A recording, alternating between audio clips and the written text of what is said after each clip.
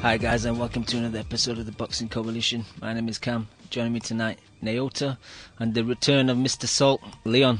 Hope you guys are well. A weekend of highs and lows. Crolla Burns was a disappointment, I think most of us thought. But let's start off with the highs. Eubank versus Yildirim. Leon, we'll start with you. You've been away for a while. You took a sabbatical, but the old names of boxing have brought you back this week. You're a big fan of his father, and Eubank Jr. pulled off a great performance in Germany. Yeah, I mean, he... Oh, am I getting feedback? Nope. No, okay, good. I just heard something for a second. He hasn't changed much, has he? But, he just does what he always does. But that guy was a kind of slightly tailor-made for him. But, I mean, I think Eubank changes as a fighter if you're willing to trade with him, because I think gives him more opportunity to land, because we were saying before, he's fought a lot of guys who have shelled up against him. And so, people have questioned his punching power. I'm not saying he's the biggest punching power, but I always believe that if you were trading with him, he's got quick enough hands to knock people out. And it showed. I don't know much about this guy. I mean, a lot of people seem to have him as a dark horse for this tournament, even possibility of beating Eubank and going on to win it. But I don't know if that is born out of dislike for Eubank, or if that people were genuinely picking him because they'd studied him. But as soon as that fight started, you kind of felt he was playing into Eubank's hands, and he hasn't changed that much. I don't know if he's got that much better, not really, but the guy was there for him. My problem with him is that jab's just really wobbly, and it's not like when he uses it, he kind of lands it, but it doesn't have any snap on it at all, does it? And it's kind of slow compared to a lot of the punches he throws. So, moving forward, I think people are capable of giving him issues because they will be able to out-jab him and outland him there. But I don't think anyone can say they didn't enjoy that fight. I mean, that last round was brilliant. And, he's always going to be an exciting fight, because I think he is willing, for all his detractors, I think he is willing to leave it hanging, leave it all out there. Like, I think he will get iced, but I think he's more than happy to take his licks like his dad did. But, so it was impressive, but we're not getting carried away. You said no one's rushing to immediately install him as a favourite over Groves, Yeah, no, it was a fun fight, and they're the fights I love where you kind of like, oh shit, especially when he threw 20 shots. Yeah, some of them were blocked, some of them missed, but it's just fun to watch, man. That's why I watch boxing. I don't watch boxing to watch a boring 10-rounder where both guys are negative, and it's the reasons you love the sport, man. Like, oh wait, hold on, he might throw, and oh wait, he's gonna throw at me. I don't want to hit. Oh shit, is he gonna throw? Oh, is he gonna throw? Yeah. Oh, all right. Basically, you just described the Crolla versus Burns fight in the T. But look, no one's saying that he couldn't throw a bit less and maybe use a few more feints and stuff, but he's putting it all out there. He's gonna go out like an idiot potentially one day and get completely splattered, but are we going to enjoy watching it get there? Yeah, of course you are. The people who dislike him are going to enjoy it because they know there's a chance he's going to get knocked out, and the weirdo fans, boys like me, are going to love it because he's going to stand over the corpse of his fucking victims like his dad did. Yeah, that was mean. Yeah, but that's what they're... this is what I'm saying. It feels like the 90s again. Like, I know I'm an old man now, but I fucking loved his dad so much because every cunt was a Ben fan, and I like Ben, but I was much more drawn to Eubank because it's a professional arsehole. I mean, what's not to like? And so it does remind me of my youth, and Geezer Leon. Yeah, those Geezer Leon days. But do you know what I mean? So I'm fully always going to be on board that Eubank train because they were good times. Yeah, I said to Chemo today, I said, yo, because most people are looking past Cox, and it's fair that we are doing that. So I said, Chemo, January, February, Groves versus Eubank, bring your T-shirt. He's like, I'm ready, man. That's classic. That's taking it back to the 90s, isn't it, Leon?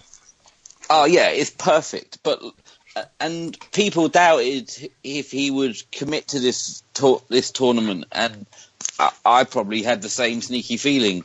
But they do what they fucking want to do, don't they? I mean, I have no issue with them fucking with the Hearns and fucking with Warren. Fuck those guys. I don't give a shit about those guys. They're difficult to deal with, but aren't all the idea that people in boxing, everyone's fucking difficult to deal with, aren't they? So the idea of Eddie Hearn coming out and Warren coming out and going, the Eubanks are impossible to work with. Those cunts aren't making fights together, are they? So it's a bit rich for promoters, Everyone's a fucking pain in the arse to deal with in boxing. No one's just signing up to fights willy-nilly, are they? Not even fucking low-level guys. We're watching situations where Buglioni and Yard isn't getting made for fucking British belts. So, they're all as bad as each other. And they wind people up, and I guess that they know what they're doing, don't they? It worked for his dad back then, and it'll work. And it's working again now. You'd rather be him than Billy Joe's. You'd rather have his career than Billy Joe's career, wouldn't you? Even if Billy Joe did win the real belt and beat him, it's not done him any good, has it? No, if anything, Billy Joe's gone backwards.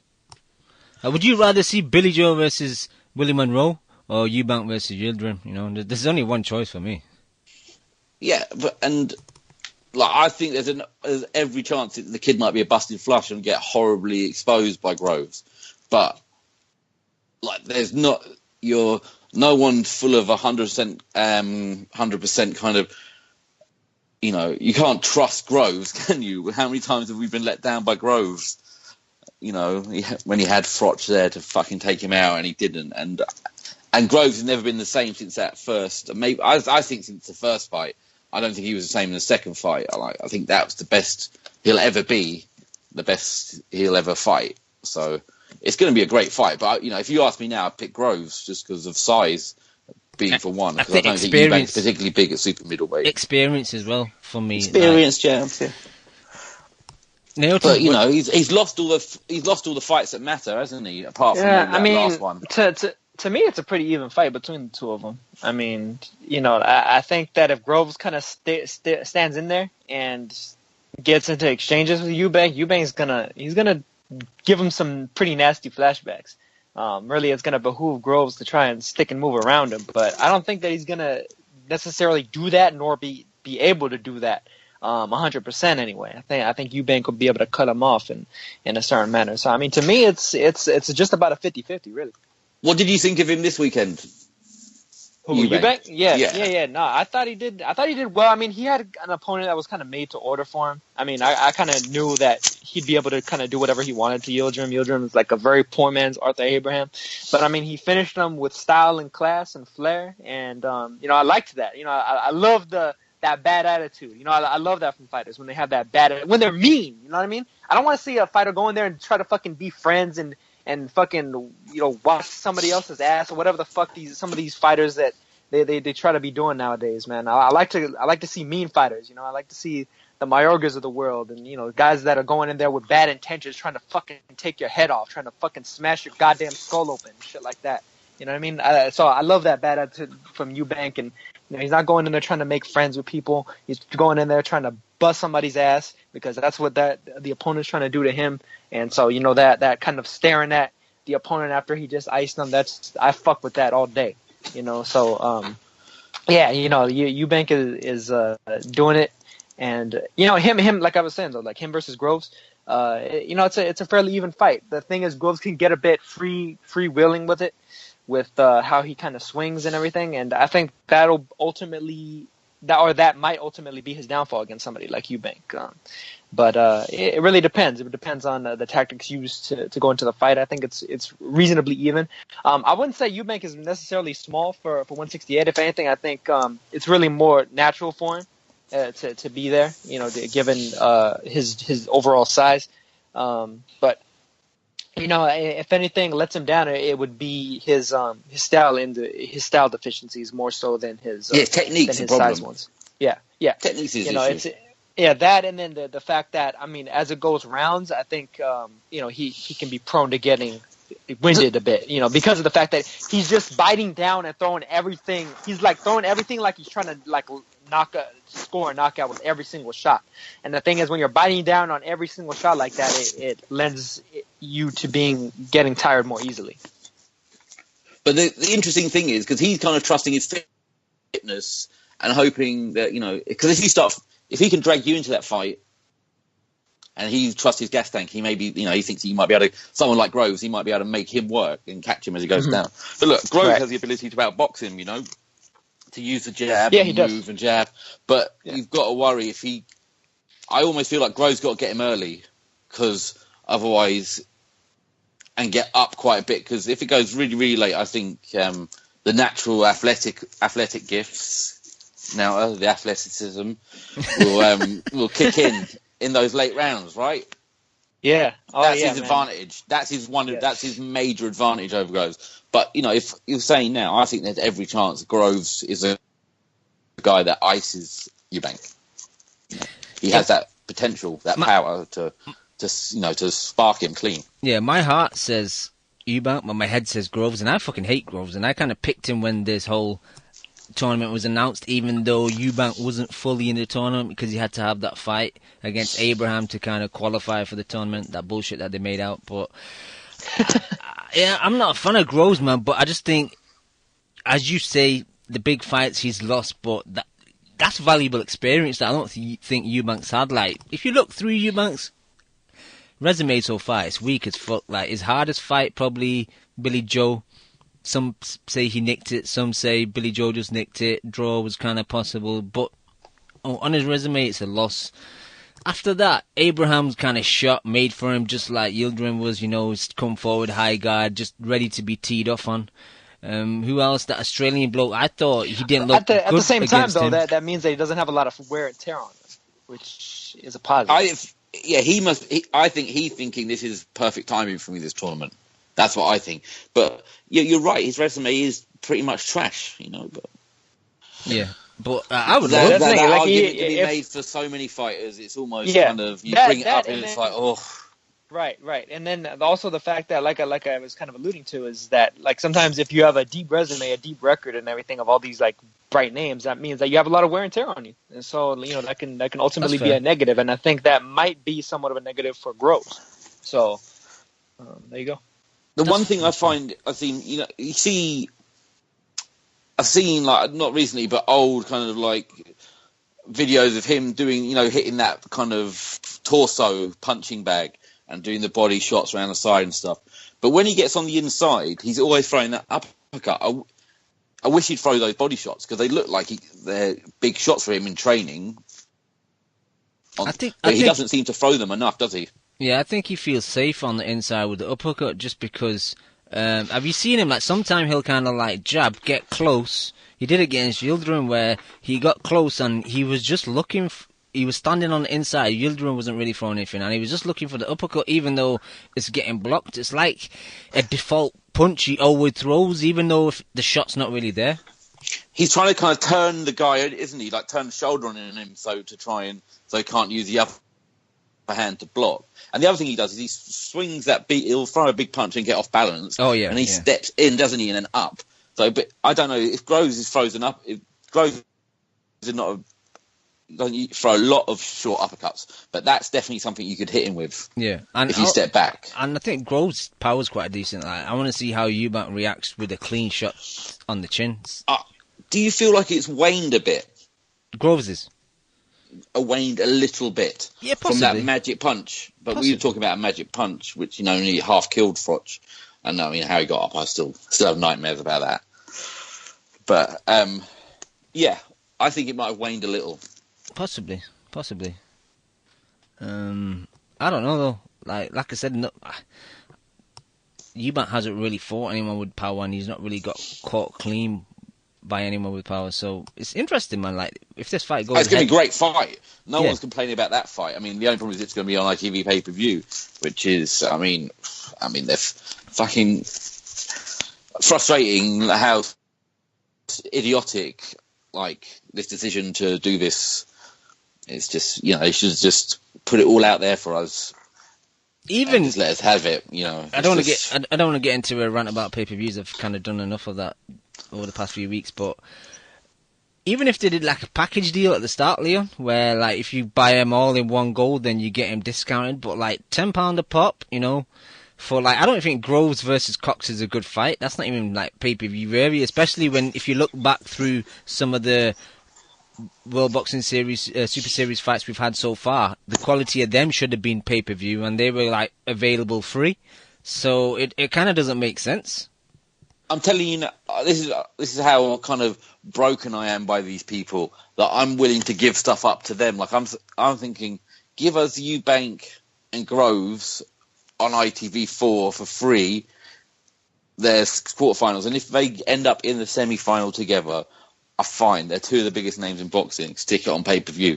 I'm willing to. I'm not. I'd pay for it, but I would be willing to say fine. That's fine. But it's the fact they're rinsing us to fight these people that no one really knows much about. So, do you know what I mean? If you say Eubank Groves, it's pay-per-view, you go fine. We get that, right? Yeah. They've both been paid very well in the past. You're not going to get people who've used that kind of money who both feel like they're on the up at the top of their game. You're going to have to pay them. Yeah. Fine. But we don't need to pay for these other two. Don't need to, fucking the White Mayweather this weekend. I don't pay for that shit. Yeah, regarding the semi-final, obviously if Cox gets beat by Groves, it's a shame that Eubank and Groves meet in the semis because it is kind of a final type fight, really. Like, if you look at the other end of the draw, it's pretty shitty on that side. You got, I'll tell you one thing. I'm confident that Groves and Eubank beat Smith after I haven't been on since I saw that fight against that Swedish guy. He looked very average, didn't he? He got touched up by that guy, didn't he? Yeah, but that's what happens when, like, for 2 years you just have like stay busy fights, just because you're looking for this final eliminator and your world title shot, and you don't fight anymore for 2 years. He's a Theo Walcott of boxing, isn't he? Big, pumped up, looks good. Does fuck all. Hasn't done shit, has he? Hasn't put himself in the situation to do anything. He is the most stagnated boxer, or one of the most stagnated boxers that Hearns had. This was a prospect of a year. They fucked his career. He had to go away from Matchroom to get the fights. Yeah, I want to give some props to Skoglund though, because he was better than most people thought, man. He wasn't too bad, man. So it's not like he fought a complete bum and looked bad. No. Don't get me wrong. I thought he was better than he did better, but he was a guy with just some kind of basic stuff, and he troubled Smith, and he took that punch well, didn't he? He got back up. Yeah. I mean, if I was everyone else, I wouldn't be worried about Smith anymore. Yeah. You just think I could beat him. Do you think Smith will get to the final from his side? Well, I mean, but we don't even know. We don't even know if it's this other fight. No one knows if this other fight's even happening. I haven't seen it listed anywhere. Have you? The Bramer one? Is it Bramer? It's Bramer, isn't it? Bramer versus Brandt. No. Yeah, it's happening in 2 weeks. I ain't seen that shit anyway. It's happening in 2 weeks. Yeah. Is it in 2 weeks? Yeah. In Germany? Yeah. Right, maybe I just missed it. Okay, fine. But that's the thing. Brandt's kind of a wild card. Like, nobody knows too much about him, so we have kind of yet to see the class and level of that guy. And I mean, Bramer's he's meh. So yeah, he's hopefully Brandt wins and looks good, and we have a more interesting fight on our hands. I think Bramer. I don't think he's going to make the weight, man. Bramer land on Smith. How the fuck is Bramer going to make 168 after all these years, man? He's going to be like drained on the fucking scales. But if Smith fought him, that'd be his best win. That's pretty bad. He fought him both but I still would like to see Bramer land on Smith just to see, because he can punch. That's one thing. He's got some power in that left hand, so I'd like to see him touch Smith, see what happened. I think he's going to be like. He might be drained and he's dead, going to be a skeleton on the scales. Yeah. He's going to be fucked. But it's been delivering, hasn't it? Apart from that Bradus, sorry to go off piece, but that Bradus was a fucking horrendous nightmare of a fight, wasn't it? Against Mike Perez and the terrible referee. Oh. What did you think of our boy getting ice, bro? That was some brutal icing, though, wasn't it? Oh shit, those eyes, man. That's a Cuban I can get behind. I'm down with this Cuban. No problem. The only Cuban. And I picked him. I picked him to knock him out. I picked against our boy. I picked the Cuban to ice him, and he did. Okay. And what did I you picked Eubank to ice him as well, and he did. So I've been getting a few picks right. Yeah, but you've not been on air, so they don't count. What? You weren't on air, so it doesn't count. See, man. That guy, every fight you want to see what he's gonna do because he's coming for blood. So we still got Gassiev to fight, haven't we? Yeah, he's fighting. Gassiev versus Vladachik. Yeah, that's on the 21st. And he fights the Cuban. Yep. Oh, that's gonna be brutal, isn't it? Because he's got a hell of a chin on him, that Gassiev. What do you think about Usyk and Bradis in the semi? I'm picking Usyk. Yeah, I'm picking it, but that could be a whoop. Depends on if Usyk's able to. It depends on Usyk's if Usyk's able to run away long enough to keep Bradis from hugging him. It's gonna be the hugger versus the runner. He's a slappy little bunny rabbit, isn't he? Usyk. Yeah.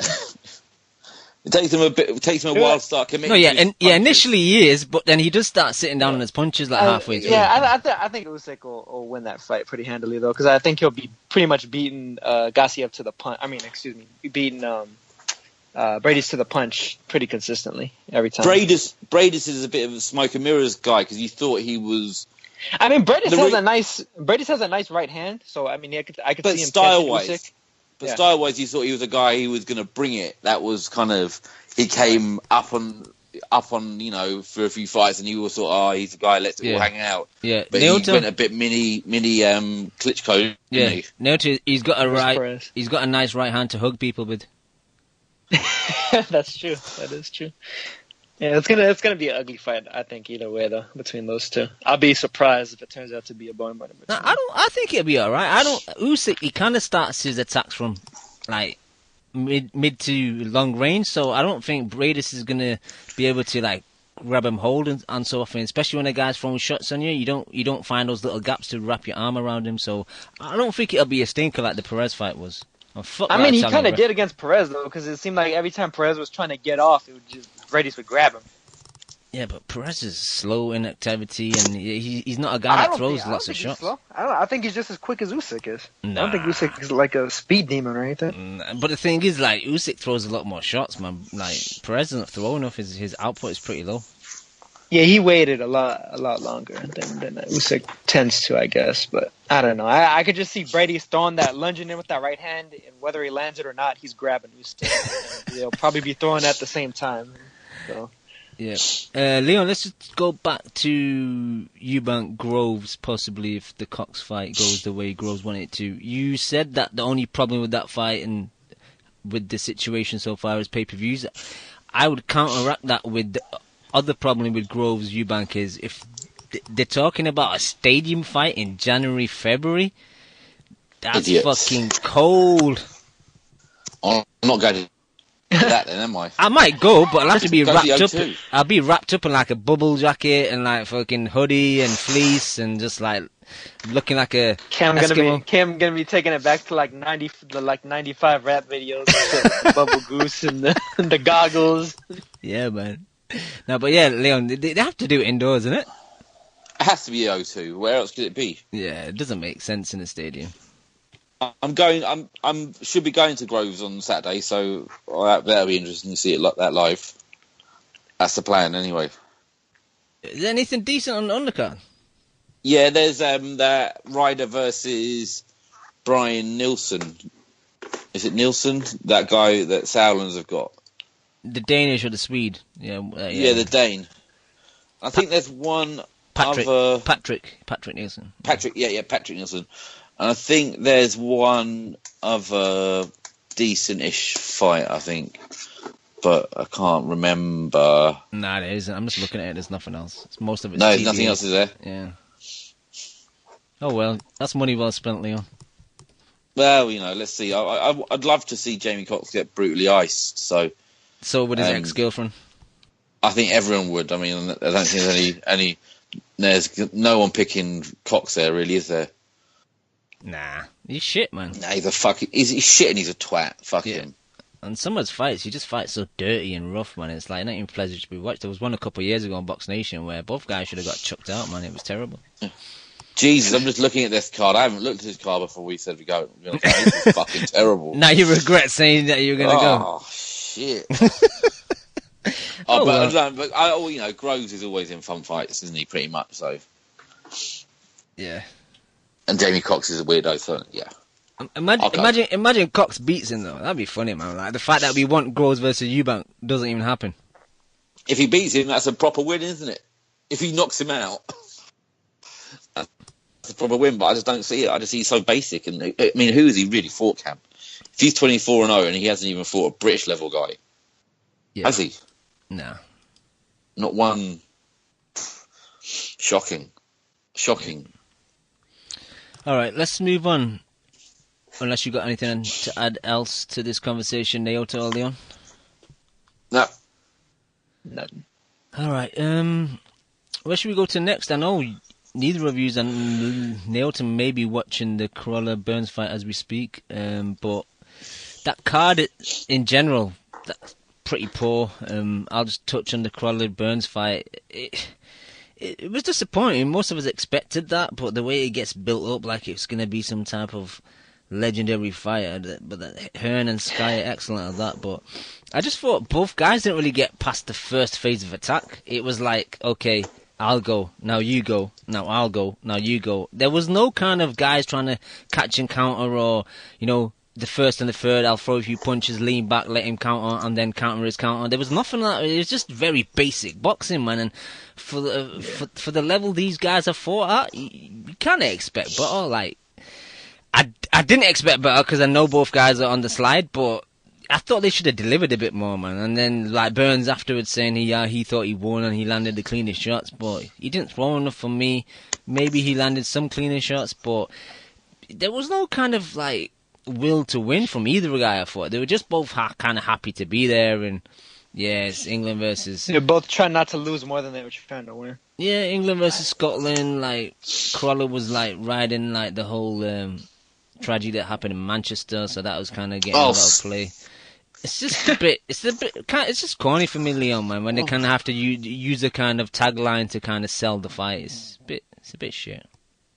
And when they know they're selling us something that is potentially so bad, that's the thing. It's not like they're hyping up something that was pretty much guaranteed not to deliver. And I didn't watch I watched about 5 or 6 rounds of Eggington and I had to turn it off, and then I didn't spend a second watching that fucking shit. I'm not watching that. That is a fight that means nothing. I mean, genuinely nothing. No one will ever remember that fight, the outcome of that fight. In a couple of years' time, you'll ask us who won that fight. I don't fucking remember. Yeah. Did they even fucking fight? I don't know. I didn't watch it. Yeah, when people look back on Ricky Burns' career, they'll be like, "Oh shit, he fought Crolla." What the fuck is he doing? Crolla's still got some fights in him. Ricky Burns has no business losing to Crolla because I think he's a better fighter. So he shouldn't have fought him. He shouldn't have given him that victory. Crolla supposedly still has something in the tank. He should be going after a belt, going after fighting Ricky Burns at a weight division up from where he was. What is this? We see what it is, Eddie. We see you. We see this bullshit. Cunt watched it, I hope. This is 135. Burns came back down again for this. Oh, did he? All right, okay, I didn't know. Because that goes to show, doesn't it? How little interest most people had in this fight. What is that? Yeah. Do you know what I mean? Like, I was saying, he could have had a farewell fight with Josh, and Crolla could have gone about his business trying to pick up another belt or trying to make the Flanagan fight. Something people actually genuinely might have some interest in. Yeah. This is a fake war. It's fake news. Well, you said farewell fight with Josh, and I totally agree. I tweeted it out today because I seen a quote from Hearn on Boxing Scene saying, yeah, Ricky's still got loads in the tank, and even Adam Smith, man. Before the fight, both guys on a crossroad, it's probably the end of career for the loser of this fight. After the fight, both have got loads in the tank, yet they still got loads. Wait a minute, you totally did a 180, like, just after 45 minutes. Look, there was people caught on camera clearly dabbing... Taking drugs. MDMA powder. And that's what they needed to get through the fight. That's what they needed. Grown men in their 40s needed to take that shit to get through whatever the fucking horrors were going on in front of our very eyes. Because, I mean, I don't know. Who was on there? I know Ben was on there fighting some no-mark. Was the Wolverine, the Scouse Nightmare fighting on that card? Who? Well, you know, what's his name? Fucking Fowler, was he on there? All the fucking usual suspects. He was last week in Liverpool. That card. Oof. That was a terrible card. I'm glad you went on last week. Not 1 second of that, Cam. I'm not watching this shit. I'm not watching. This is meant to be a treat for us. Yeah. This is meant to be you're getting this for free. This is a good one. You should be thanking. You should tweet Eddie. Eddie, thanks. This is going to be a war, Ed. All this shit, you know what I mean? It's like, we don't want this fight. Yeah. Spend your money elsewhere. We don't want you paying your guys money so they can have happy retirement. That's our money they're spending, you know? That's the money that we're paying for. People are paying for a service, and they're serving up that shit. Yeah. But how many more pay-per-views? We've got 2 before Christmas, haven't we? Yeah, and you never know, they might try and squeeze another one, so I doubt it, but yeah, 2 before Christmas. How is that a pay-per-view fight? Anything, Josh could any of his fights. Josh could fight the bin man on his pay-per-view. That's the power of Josh. But Naoto, just coming back to this, have you managed to catch any of this fight while we've been talking?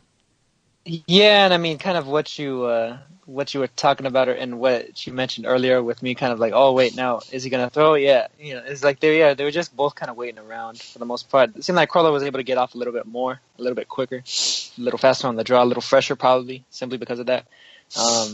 And so he won the fight based off of that. You know, Burns was kind of having a tough time, just kind of settling in, and getting his kind of, you know, combinations on the inside going, where he probably would have been having the advantage a bit more so. But yeah, just not a great fight. You know, guys that are a couple levels below, truly the elite level. You know, Crolla, just the fresher of the two, managed to get the win. You know, it seemed like he won it, you know, clearly, but not super, super wide or anything. So the scores probably aren't too bad. But yeah, not a great fight. I mean, guys, I think Crolla could be in better fights than this, against somebody maybe fresher that's really going out to win it more so, as opposed to just not, you know, get embarrassed, which I think was kind of Burns's mentality going into it.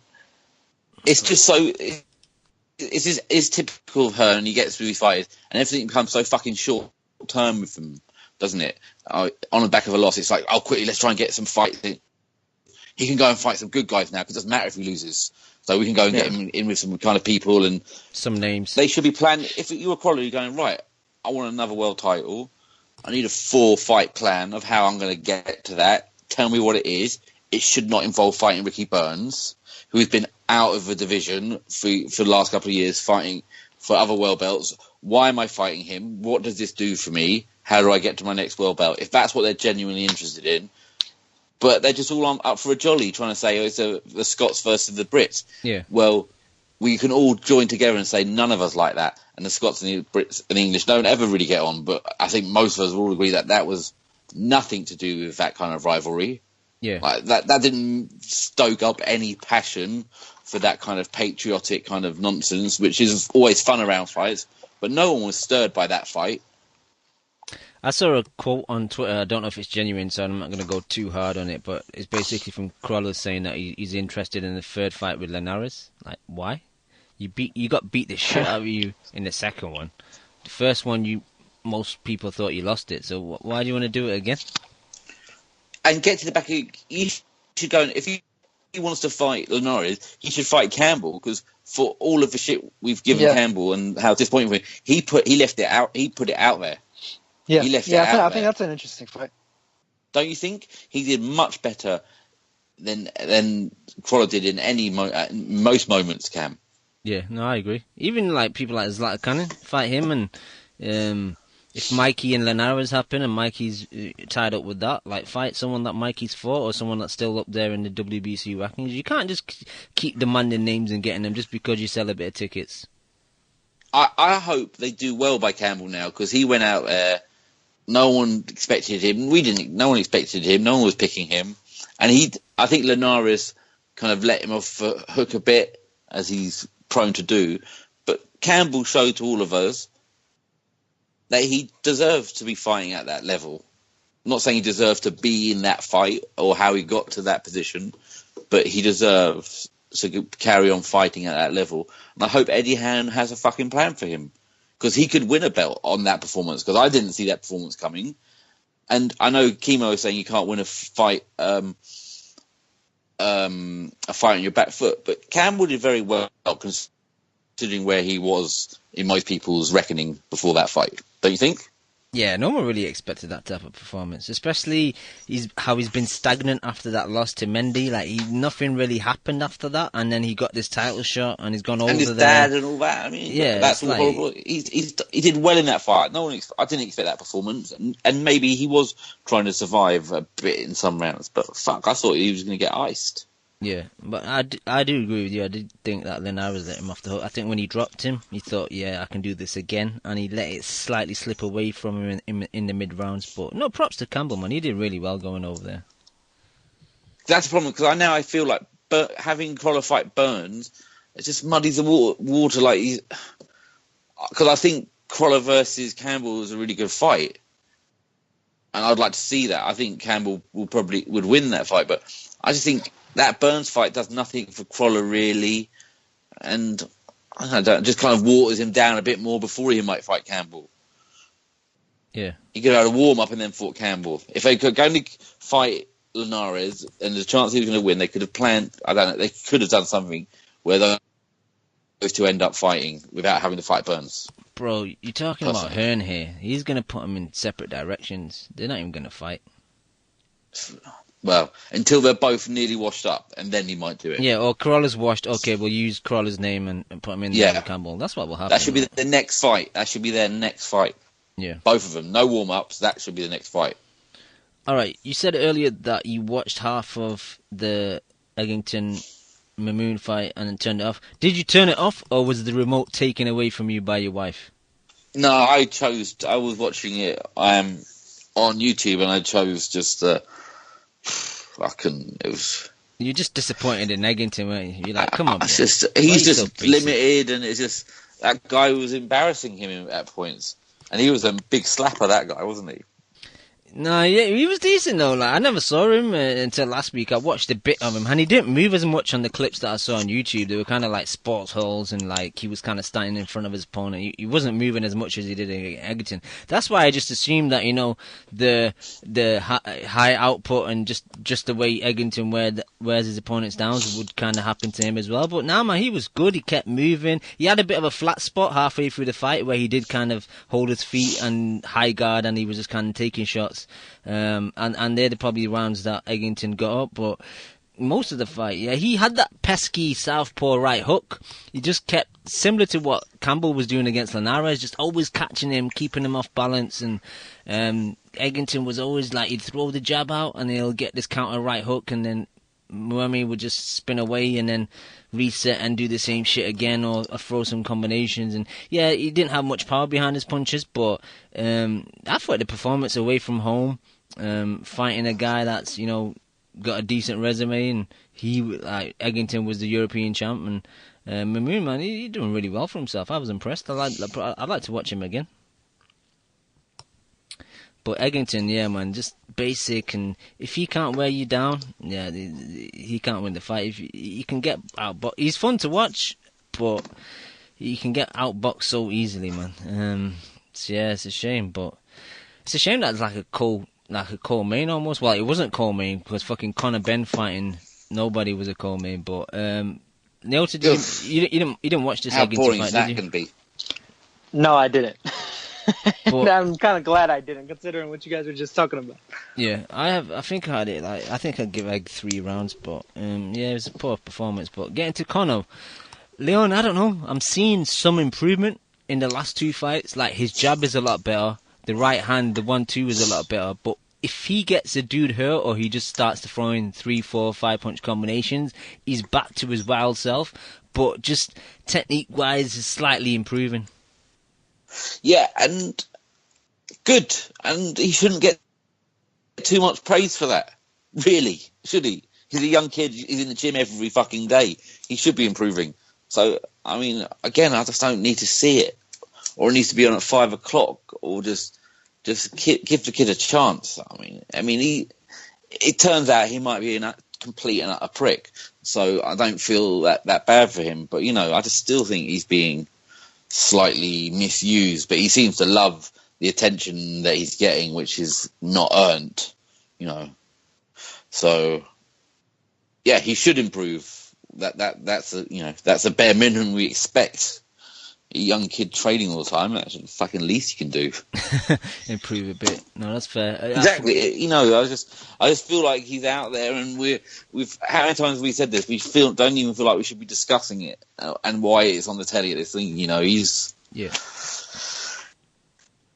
All right. So you're breaking up a bit, Leon. Oh, what number fight was that? For Ben. Yeah. That was his 9th fight. Okay. But my apologies, just going back to Eggington, I forgot to mention that one of the judges had the fight to Eggington, and that was... I don't know how one judge saw that fight to Eggington. He basically maybe 4 maximum, possibly. Again, just terrible officiating, man. Like how someone can see that fight close, even never mind like to Eggington, but one had it, I think 7-5. Even that's a bit too close for me. I think that was a bit just Eddie Hearn just putting these dudes up in a nice hotel or some shit. They were all foreign judges, but still, man, it's pretty poor officiating. But just going down the undercard, Scotty Cardle fought Lee Connolly, boring as ever. Cardle is shit. Jose Burton beat a guy who was given like 8 hours notice or something. Apparently Andy Clark, who's doing the commentary, said that Ratu Latrinara got a call after he came back from a run about 12 p.m. midday and said, do you want to fight Jose Burton because the previous opponent pulled out?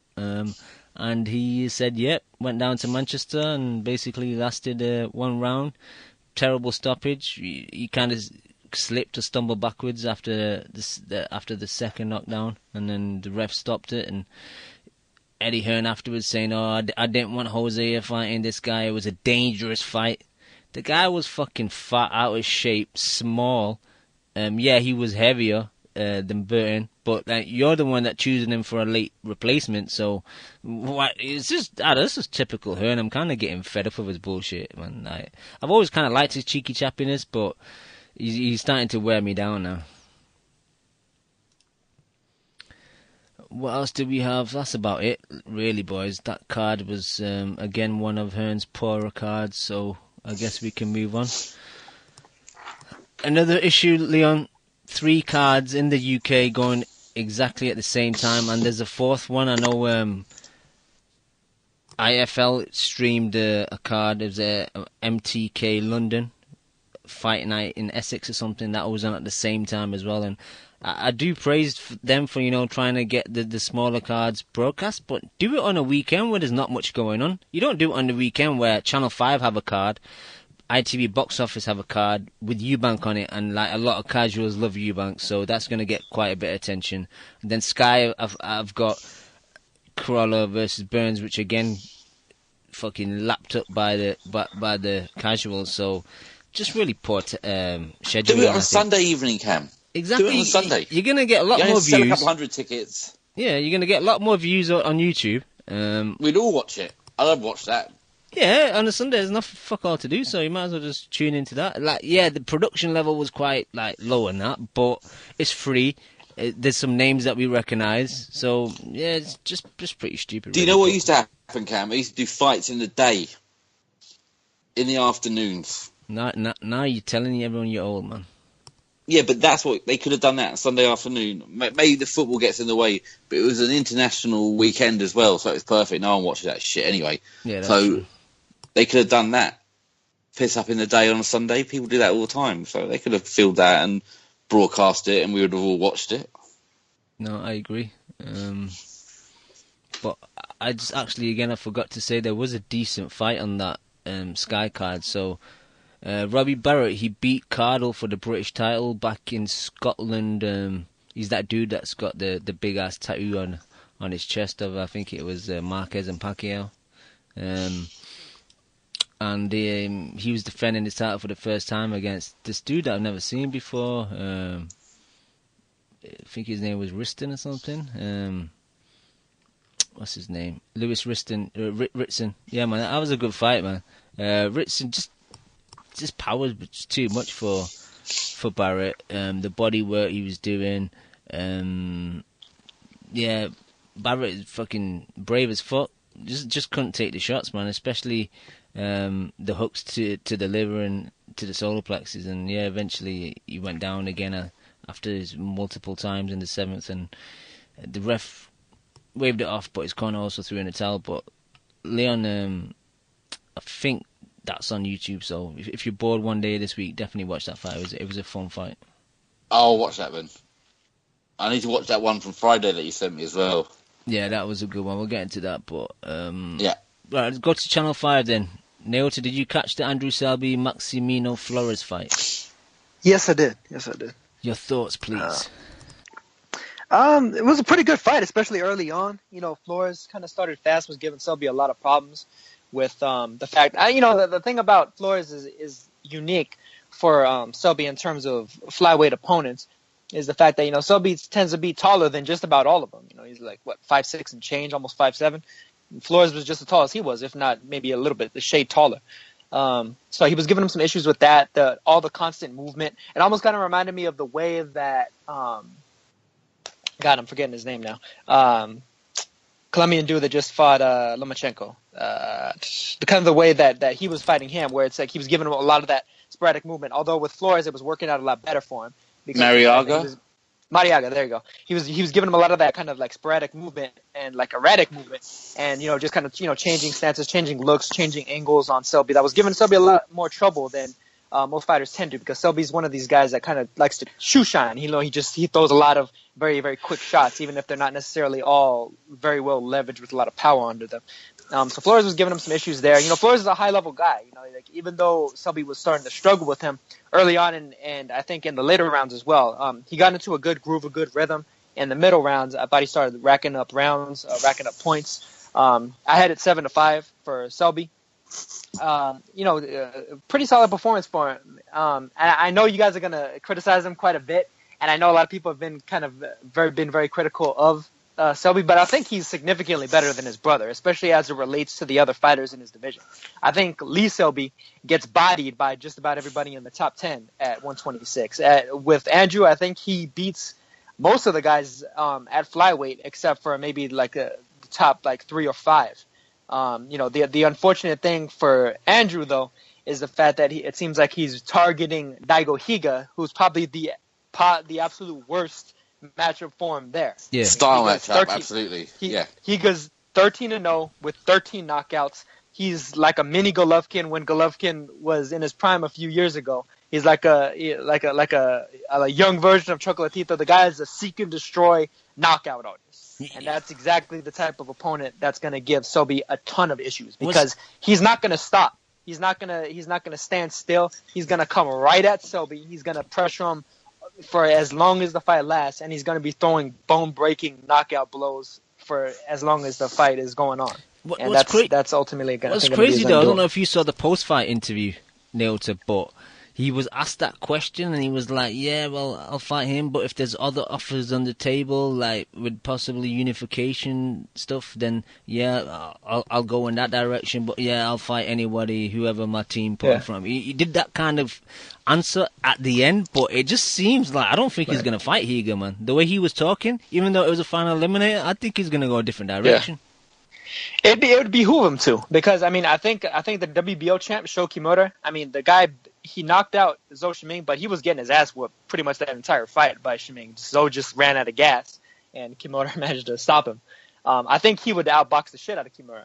I think he'd probably be able to outbox Nietes, because Nietes is a guy that I just don't think he's as good at flyweight as he was at 105 and 108. And then Kazuto Ioka is having some family problems, all kinds of outside the ring issues that he may be able to kind of catch a waning version of him. as well. But I think anybody other than Higa would be a better matchup. And even though he had some struggles with Flores and Rosales, I mean, Flores, the only fights that he's recently lost was to Martin Tecapuetla, who's like a high-level 108 guy, and Milan Melindo, who's arguably one of the best fighters at 108 as well. And then Christopher Rosales, who, I've mentioned him before, Chocolatito's cousin, who's, probably one of the more underrated fighters, not really just in boxing, but at the lower weights especially, because of the fact that, he, for being from Nicaragua, he has a more troublesome time getting these big fights, but skill-wise, he's as good as anybody there. Come on, Leon, let's shit on this. You go first. I don't want to shit on it too much. It's just, I think he's a weird dude, right, isn't he? I think he's obviously had a bit of a rough time recently with stuff outside of the ring, but he just seemed disinterested in moments, Cam. And so I worry mentally he could fall apart in a high-level fight. Well, it's doing that stupid shit where it's like he stands up against the ropes and lets his opponent hit him. I mean, Flores is a slapper, so he could afford to do that. If he does that against Higa, he's getting fucking ice. He's getting face first, like right into the ground, world star shit. But then there's real technical things, which, not technical from us. I mean, what do I know? But he seems to pull back in straight lines. He seems to throw a lot of hooky, wide shots. He seems pretty open to counter punches. So I worry about him at the highest level. Yeah, and he can't punch. So yeah, I was disappointed with the fight overall. I thought the way they were talking about Flores being like the #1 Mexican, out of 151 Mexicans, and so I thought, this guy's gonna be good, man. Like, he's got good power and all that, but you knew instantly that he's got no power when he's fucking slapping the shit out of Selby against the ropes when Selby's got his hands down. But yeah, I thought Flores was very basic. He was coming forward. He was kind of trying to throw shots. Like, he's really loading up with the right hand and just like kind of throwing it really from really far out. And Selby, like, as much skills as he got, and he switches stances so well, I don't think it's beneficial for him to throw so many shots, because it seems that he pulls his punches on the third and the fourth because he's trying to throw the fifth and the sixth, where when you see him just throw 2 shots or 3 maximum, he just sits down on them better for me, and I think they have more effect. Yeah, he carries a bit of feather in the fist, but still, why like take that energy out of you throwing 5, 6 when 3 are gonna have the same effect, and you might like hurt or stun the guy or slow him down? Like, I don't really see the sense of it. But yeah, I hate that cockiness. The problem with the Selbys are they think they're better than they are. Like, don't get me wrong, they're very skillful, but when you're not really proven in the ring, or you're not fighting the competition, like they think that they're like Naz but without the power. But then Naz had the power, so he could do all that shit and then knock the guy out, where you guys can't knock the guy out, so you just look like idiots. He hasn't got the shots that Naz had. That kind of awkwardness. No, what I'm saying is they got that mentality though. They're the best mentality. thinks in sliced bread, but they're not. He thinks he's a showman, doesn't he? Yeah. But I worry about him mostly defensively, Cam, because he's not, all the moving and head, swaying and all that. Doesn't seem like he's that difficult would be that difficult to hit. So all that flashy stuff he's doing, pulling away and leaning back and moving his head, I think good guys get to him. Good guys close the distance on him, and he's up against the ropes. That's what I saw. I saw his back touching the ropes so many times, and that Higa will keep him in that corner and knock him out. Yeah, quick as well. That's what I don't think. Yeah, he doesn't fuck around. That guy comes right at you, open and bell. I've only seen a little bit, I've only seen what you've shown me, but that's the guy, that's the guy we're going to get behind, that's the guy we want to see fight all the time. There was one point in the fight that I enjoyed, though, is when Selby got a taste of his own medicine and Flores was kind of clowning him. I think it was the 9th when he was like doing some fancy footwork and put his arms behind his back and just like letting him try and hit him and shit. That was quite funny, and props on. He should have done more of it. He should have done more of that. Yeah, just kind of clowning him back a bit, because exactly see if he could handle not doing it. Make him work. That's what someone's got to do. If you make him come to you, I think you could, you could set traps for him, I think. Yeah, but let's see what happens. I don't think that Higa fight's going to be next. I think they'll go in a different direction, as Naota says. They ain't getting Higa over here on no Channel 5 bill. It's not even that. I don't think he'll go over there, to be honest. Remember last time when he fought Rosales, he was saying, oh, they should come over here and blah, blah, blah. It's like, what the fuck, man? You fighting like York Hall and a little venue in Cardiff. You're not a big ticket seller, bro. Exactly. I would be taking that Japanese hospitality.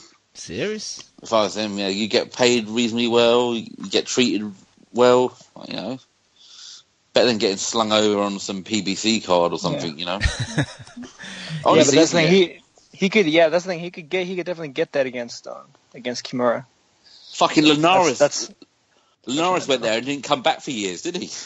Yeah. Well, I mean, to be fair though, nice. he was promoted by Tekken though. I know, but he's got there and gone, I could live here for a bit. These people are nice, aren't they? Really friendly. Yeah. Pay me on time. Good food. Why leave? Do a bit of this. Yeah. I'd live in Japan in a fucking heartbeat, but can't speak the language. Lim's actually in Japan right now. He's in Tokyo at the moment, doing his Asian. They hate tour. Koreans. Okay. Anything else regarding Selby?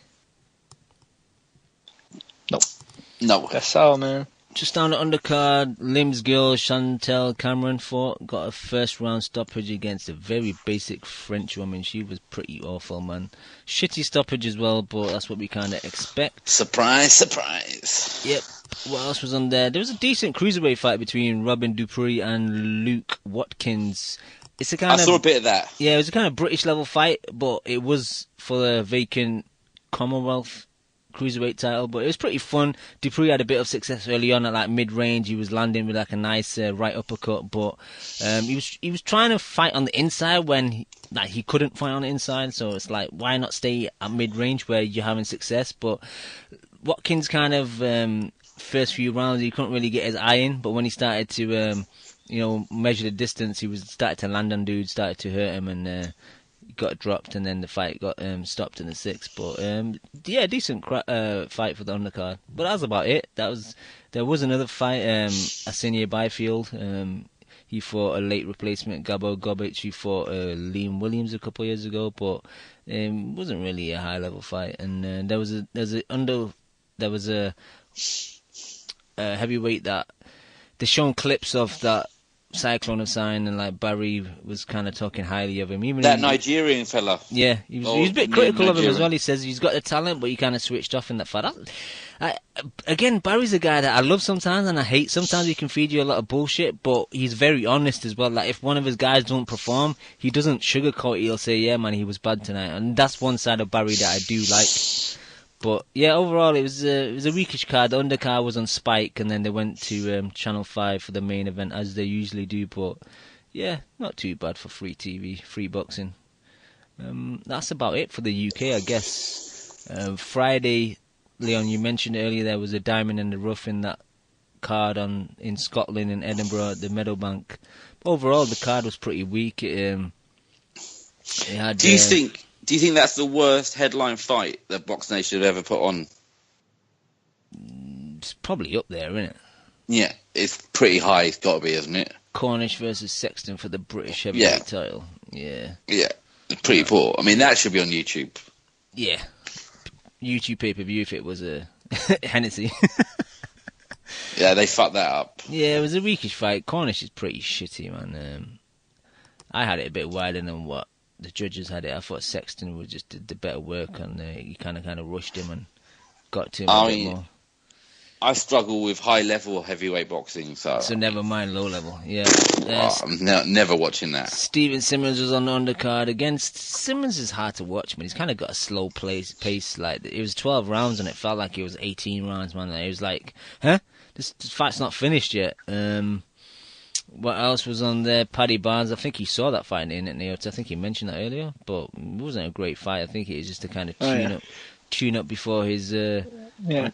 Paddy Barnes looked flabby and sick, to quote an old Tupac lyric. He needs to not be fighting at those like bantamweight and super. I mean, you're a little guy, man. He should really be fighting at 108. So I mean, even at 112, I think he's too small for that. Yeah. No, I agree. And even though you dropped the dude, it's just you can tell it was just I'll put you on this card, give you a bit of money, and then it gives you a kind of tune up before November because he's on the card for an undercard. Yeah, he was fighting at tomato cans. I mean, even if the guy's a little bit bigger than you, then I mean, shit, class tells at a certain point. Yeah.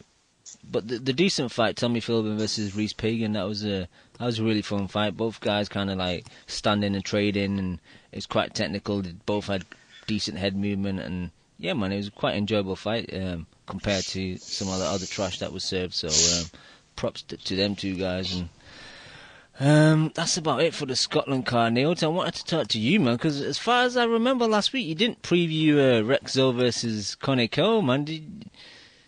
What happened, bro? Yeah, I overlooked it, man. Unfortunately, I realized it after the fact, but it was a pretty good fight between those two. Wound up getting kind of marred by a head clash in the second round and opened up a bit, or created a big fucking Hasim Rahman style knot on Rex Cho's over his left eye. That shit was mean, man. Looking like a fucking alien was about to burst out of his skull.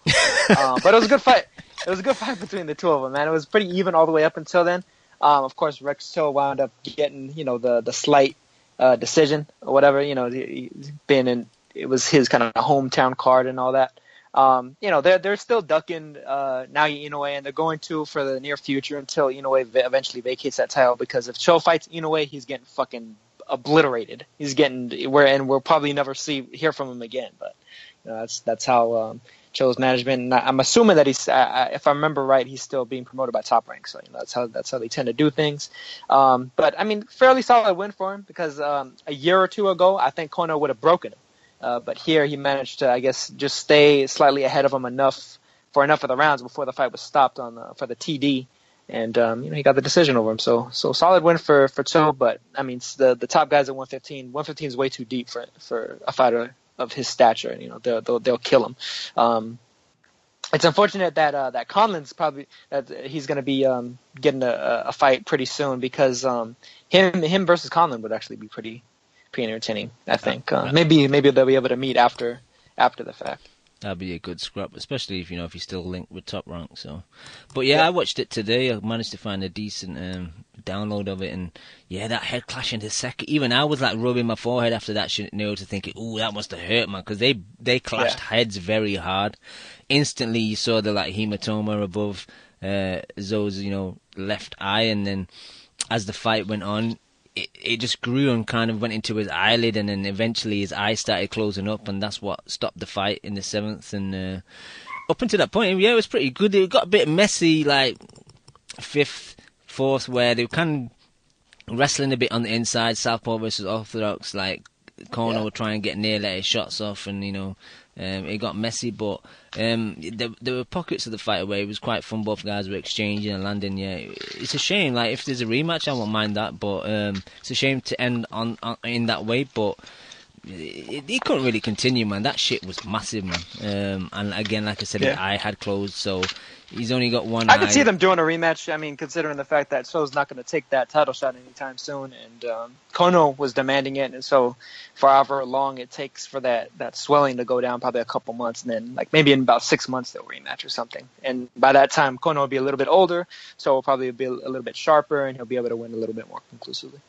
Yeah, and just a fight that I don't know if you caught. I know you previewed it last week. Rancis Barthelme's brother, Luanuan. Did you watch that? Oh, Ledwan. You know what? I actually completely missed it. Yeah, but from what I read about it, that he once again he showed that just because his fucking name is Barthelemy, that he's nowhere near as good as his brother.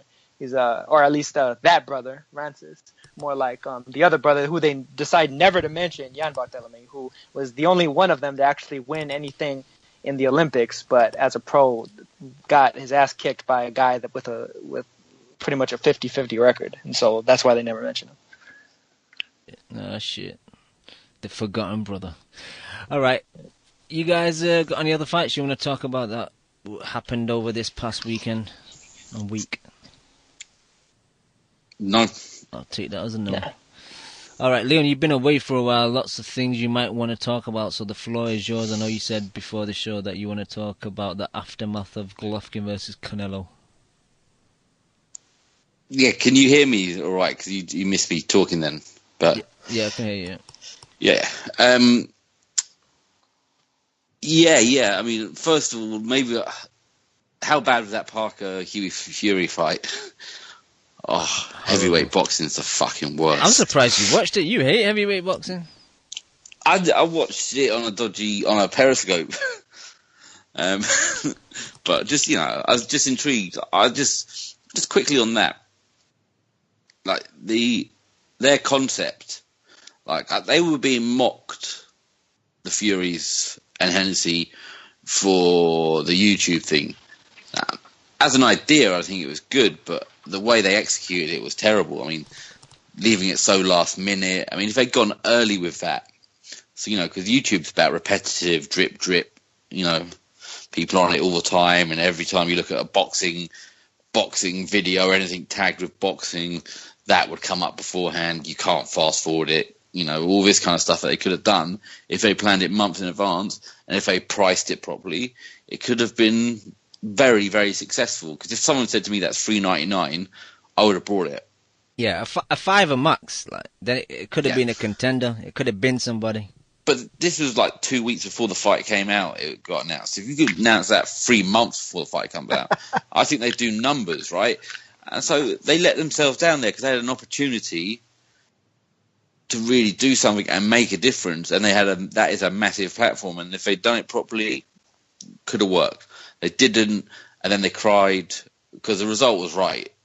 Hughie didn't win no fight because, I mean, his output was so poor. And although it was a close-ish fight, but I think Hughie had it there to win, but he didn't let his hand go. Yo, you got to admit, though, Parker was shit. Oh, they were all shit. It was fucking horrendous. It's everything, all my problems with heavyweight boxing were summed up in those 12 rounds. So, they fucked it, and then they've gone on some kind of epic family organised meltdown, which has been amazing to watch. I mean, some of the stuff Peter's been tweeting is just, it's like David Icke level shit, So, I mean, that was very weird. And then, so the Wilder drug test thing and the Ortiz thing, I don't give a shit about that either. Fucking heavyweight boxing can rot and die for all I care. Did you just say David Icke? Yeah, that's what Peter Fury has been going on about. Dark conspiracy forces, the reptilians, forces. The man in the reptiles, the ley lines. You got to be worried about those ley lines. So, and then on the Golovkin. Canelo Ginger fight, like, did I enjoy the fight? Yeah, I thought Golovkin won quite comfortably. I think the bigger thing is the thing that left me so fucking deflated by the whole thing is just, and I know I've been accused by people. Former members, I'll describe them of this panel of having very, very high standards when it comes to these fights, but we should hold these guys to the very, very, very highest standards. These two guys should be held to what has happened before. I'm not asking. I'm hoping for things that are very achievable in the level and the enjoyment level of a fight. And I don't think either of them performed or delivered on the night to a high enough standard for my liking for what they're meant to be. And it's not that I'm asking for a fight that's never been seen before. We've seen these fights. We've seen very, very good fights from two top level guys. I just feel boxing hasn't delivered in a while that fight that you want. And Leon, I was hoping for that fight. Leon, what did you think it lacked? What did you want more of? Well, I mean, if we really want to... I would say Golovkin seems to have slipped a little and he did miss a lot.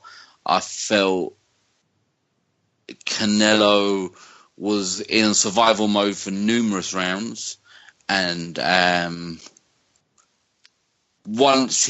feel that it's a mixture of once he felt Golovkin, because he got touched up quite about third or fourth, that made him a little bit more negative. And then when he landed that big shot on Golovkin, it didn't dent him. I think that bothered him again, and I don't think he held his feet enough. I know a lot of people are going to say he did, and people were very impressed with Canelo, but I don't know if the amount of criticism Golovkin has got from people everywhere, not just here. I would expect Canelo to have been a bit better. Do you know what I mean? Like, for the amount of detractors and the amount of criticism that Golovkin got, Canelo should have done better. If that was if that's what everyone saw from Golovkin, he should have done more. I felt he was there it didn't feel like he came to win. He hoped what happened on the scorecards was going to happen. You know, he celebrated, his fans celebrated a draw. So we know deep down that, you know, they didn't expect him to win, and he kind of didn't think he had it in him to win. That's how I felt. Anything else you want to talk about since you've been away? Has there been much else? Just overall, I kind of give my thoughts about the World Boxing Super Series so far. But have you been impressed so far? Yeah, I've been very impressed with just getting it done. Like, you know, it was a big undertaking for them to decide to do a tournament like this, and it's had a rocky start. And I'm sure the people in America aren't over the moon, because I don't think it's being very well broadcast over there. But am I right in thinking it's being shown on their website if within the US? So geo-log to the US. So if you're in the US, you can go to the website and see it, where we can't. Yeah, I think that's where I've been watching it. Yeah, before they kind of linked up with this weird channel that not many people have, they were broadcasting it live from their website. But yeah, not ideal, but at least they're giving people that are interested the opportunity to watch it without, you know, illegal means or crappy, choppy stream. It's happened, and there's been no pullouts, no touch wood, no injuries so far. Everyone's turned up. There's been some terrible fights and good fights, which is probably, you know, you would expect that. Yeah. But now, for the Brits, if we get Eubank Groves, and then the winner versus Callum Smith, I mean, that's good for our national interest level. That's going to be really exciting, because we weren't going to get it from Warren and Eddie. Mm-hmm. Eddie was never going to put Smith in with Groves until he definitely knew it was done. Yeah, tricky Dicky, you know, you got to say thank you to him. And you know what the best thing about it is, Cam? I love seeing Callie have a good time. He is smashing it at the moment. He is having a fucking blast, isn't he? It's funny as well, because someone kind of mentioned to him about sniffing the good shit on Twitter, and he's like 3 or 4 kilos. Yeah, he went along with the joke, which is refreshing to see. Most of these guys are too serious, man. So it's good that he's playing along. He's not serious. He's out of his box all the time. He's just fucking. He'll say anything. He's just. Yeah, they've done really well. You know. It might look a little tin pot sometimes. Maybe the arenas haven't been full up every time. I don't know. I think the production might have been good. Yeah, I think maybe on the TV, I think in the arena it looks good. Yeah, it's not so great. I like the holograms and all that shit, and then like the way the circular lights around the ring, and how the fact that it's I like the platforms each time. Yeah. It makes you look like you're really watching. Yeah, it makes you look like it looks like you're watching something special, like some Running Man type shit, you know. Yeah. And the fights have happened. That is always going to be the key with these tournaments. And if they get everything finished by summer next year, you know, May, June next year, sign me up for another one, like straight away. Yeah. And that everyone stays in. You can only say it's been a success. Yeah. It can only be classed as a success so far. Yeah, no, I agree. I'm really enjoying it so far. And it can only, I mean, if we get Groves Eubank, we're over the moon. Like we weren't. I didn't think that fight would have happened before this series started. I never thought they would have potentially fought or Smith them, or we end up with on the cruiserweight. There's a chance of those fights getting made, but at least it's going to be clear. It's one of the great divisions that the supposed hardcores of love is getting sorted out now as well. Yeah. Yeah. So well done, Callie. Well done. All right. Anything else, Leon, or should we just move on?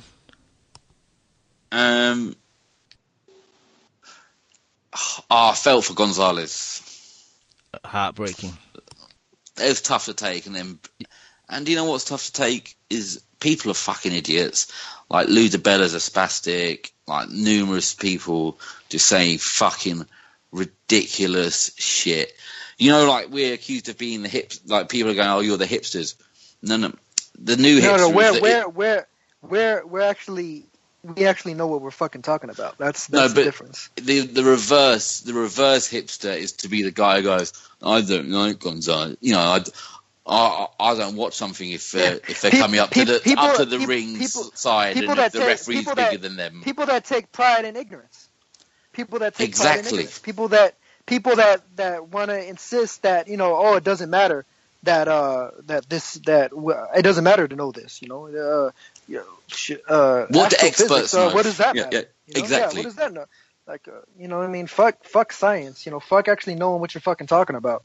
But didn't you feel like that was a reaction? Like people seem to be that and then it's glowing also, in this loss. And then it's also people that are dick riders for certain promotions and decide to be like, oh, HBO is the enemy, and therefore anything that they promote is the enemy, except for Terrence Crawford, conveniently. But anything that they promote is the enemy, and Andre Ward, by the way, too. And this is going to sound very rich coming from me, Cam, but people need to grow the fuck up. But I just found that reaction to him so weird, because what is divisive about him? I get the Yank thing have that weird HBO thing going on where you've picked a side, which doesn't really happen over here because we're so embittered we hate both sides. But I just think, why would you diminish this man's achievements? And he has fought any cunt that's wanted to fight him. He has fought them. Has he left? We always say you leave one person. Everyone usually leaves one person behind, right? Yeah, in their career. Yeah, I mean, there's a couple of guys that Roman missed out on. But that wasn't even necessarily entirely his fault. That was more Nietes' fault, Giovanni Segura's fault. That was more their fault than anybody. And then Estrada, I guess, is probably the primary one that you could accuse Gonzalez of legit avoiding. But he fought him once, didn't he? Yeah. Yeah. Yes, he did.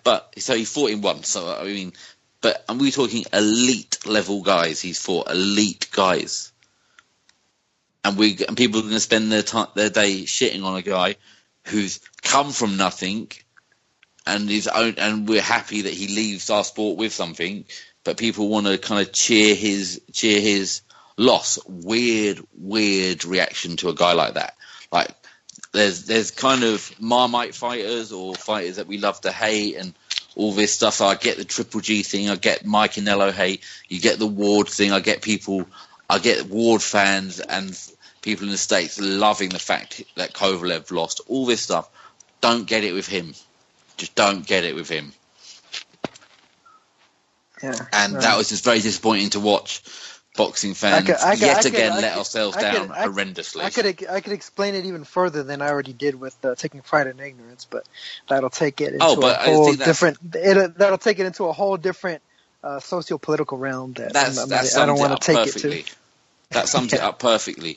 It's the kind of naivety of people who are like, we get it over here with people who just like matchroom things and want to shit on Box Nation cards, or it's just weird. But I just didn't get it with. How could anyone have a problem with that dude? Yeah.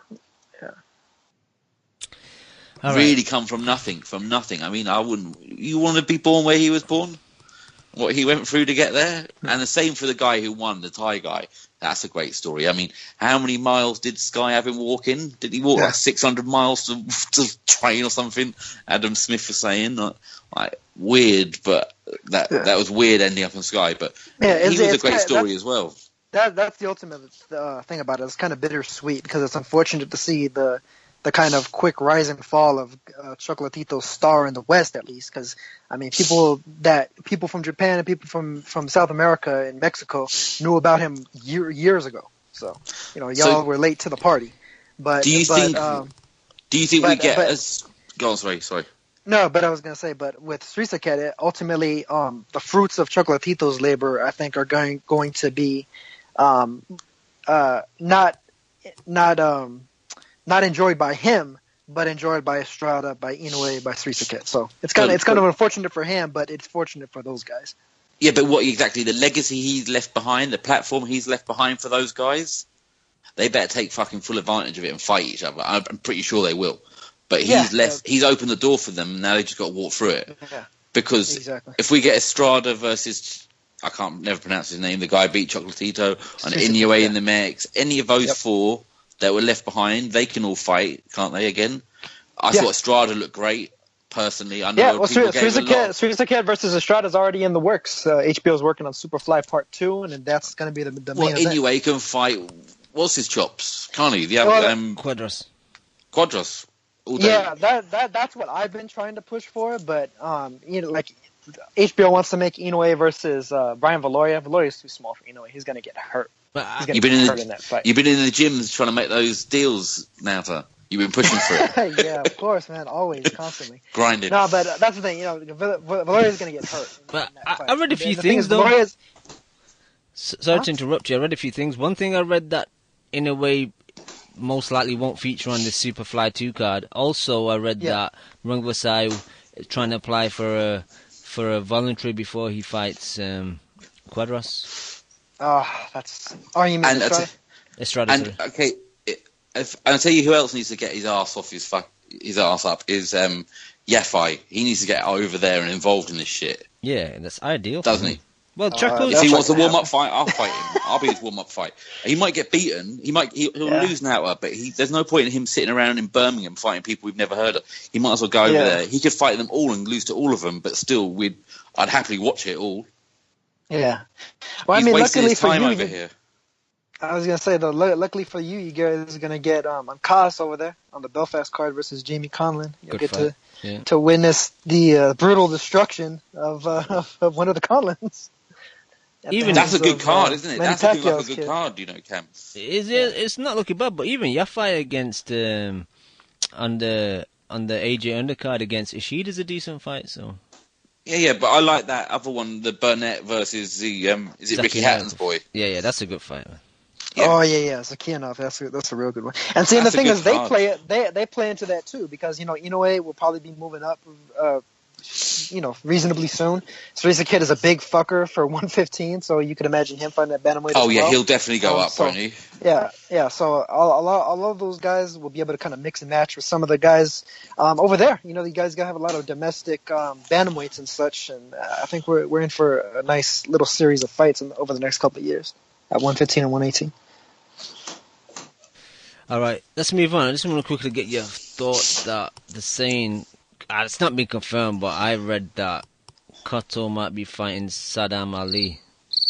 Oh my God! Yeah, Mike messaged me about that yesterday. Yeah. That's some bullshit. He had his gimme fight against Kamagai. Like, if you're not gonna fight anyone decent, just retire now. Like, this is a step. This is a step in the other direction. Like, Ali will be easier than Kamagai was. It's crazy. Kamagai at least had a chin and bricks for fists. You know what I mean? Even though he was slow. Ali, I guess he's a bit quicker on the draw than Kamagai, but he's just not. If you were to put Ali in there against Kamagai, I think Kamagai has a good chance of knocking Ali the fuck out. That's a good fucking fight. But who didn't expect Cotto to let us down as he went on his retirement tour? Yeah. Like, who did? What is anyone shocked by this shit? You're right, but secretly I was hoping like Lemieux or someone half decent. Even though Lemieux's not that great, but at least he got power. That Cotto you love. I don't. He's long gone, Cam. Yeah, he's gone. Yeah, he's long gone. Exit stage left.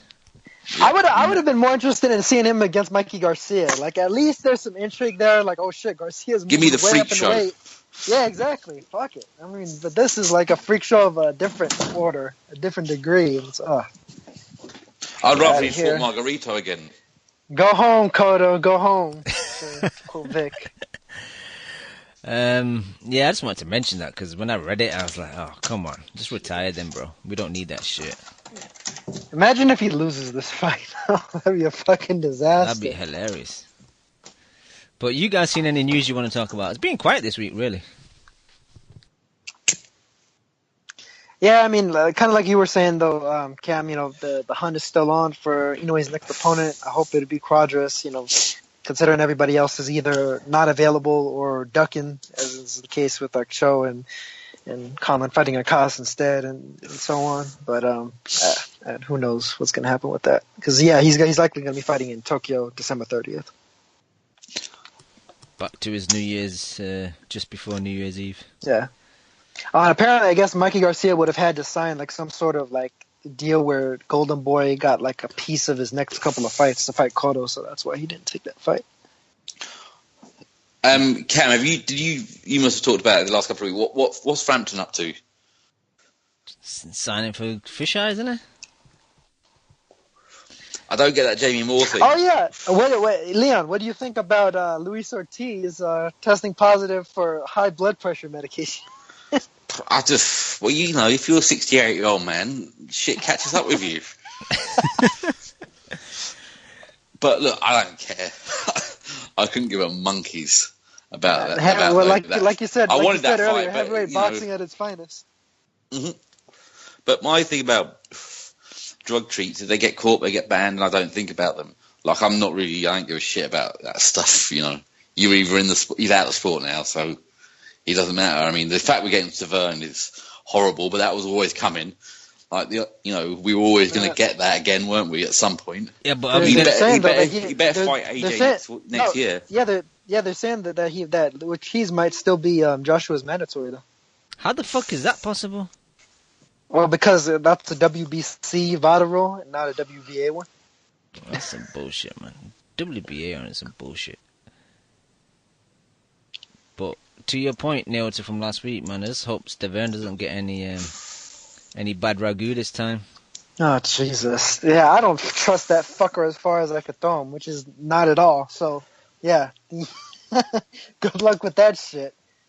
Fucking Stavern is trash, man. Stavern was never that good to begin with. And I laughed my ass off thinking back at all the people that thought that Stavern was going to beat Deontay Wilder. That shit was hilarious. That was me. I was one of them. I'm sorry, Leon. It's all right. Don't worry. But yeah, no, like the networks don't even want to fucking televise a fight between Wilder and Stavern again. Like, you know what I mean? It's that bad. There's that little interest. So good luck with that. Leon, just going back to you about Frampton. Yeah, the Jamie Moore hookup, very weird. But the Warren one, you don't really mind it. Apparently that was the best offer on the table, and I prefer him to go with the Warren than go with the Hearn because I fucking hate Hearn. So. Yeah, absolutely. I just don't get the Jamie Moore thing, but you might get proved wrong. He might end up being very good. Shane is made available at the moment, isn't he? He'll come back. He'll come back stronger. Yeah. And we got the Bellew. No, I don't mention that. Fuck, that's number 2. You looking forward to that shit? It is a number 2, bro. It is a number 2. It really fucking is, isn't it? Yeah, man. Bellew's gonna get some sort of indictment for beating up on the disabled man. He's following the Miguel Cotto path. Yep, horrible. Yeah, that's about Pay-per-view. Really. All right, so let's get to next week then. Yeah, all right. Where should we start then? Because there is again quiet weeks and then busy weeks. So I think the premiere card is probably the Showtime Brooklyn New York card. So start there. All right, you start first then, Neota. Let's go through the fights one by one. Jared Hurd versus Austin No Doubt Trout. I mean, this is actually pretty intriguing because Hurd, frankly, I think he kind of sucks. I agree. I think he's probably one of the weakest fucking title holders in boxing. 100%. he basically beat Tony Harrison because Harrison has like some kind of like mental deficiency or stamina deficiency or both. And he was lost basically every round of that fight until he finally knocked Harrison's ass out. He has a ninth round deficiency because he just crumbles on the ninth round. He did the same thing in the previous fight. Yeah, exactly. And so basically he beat up the leftovers of Willie Nelson, and now he's fighting Austin Trout. And Trout, frankly, I mean he'll probably be outboxing Hurd for most of the way. The thing about Hurd though is he is physically pretty strong. He does have a reasonably big punch. And it's kind of hard to trust Trout, like some of the wear and tear that he's accumulated over the years. And even like a couple fights ago, he looked, I don't know, he's kind of an up and down fighter. Sometimes he looks really good, sometimes, other times not so much.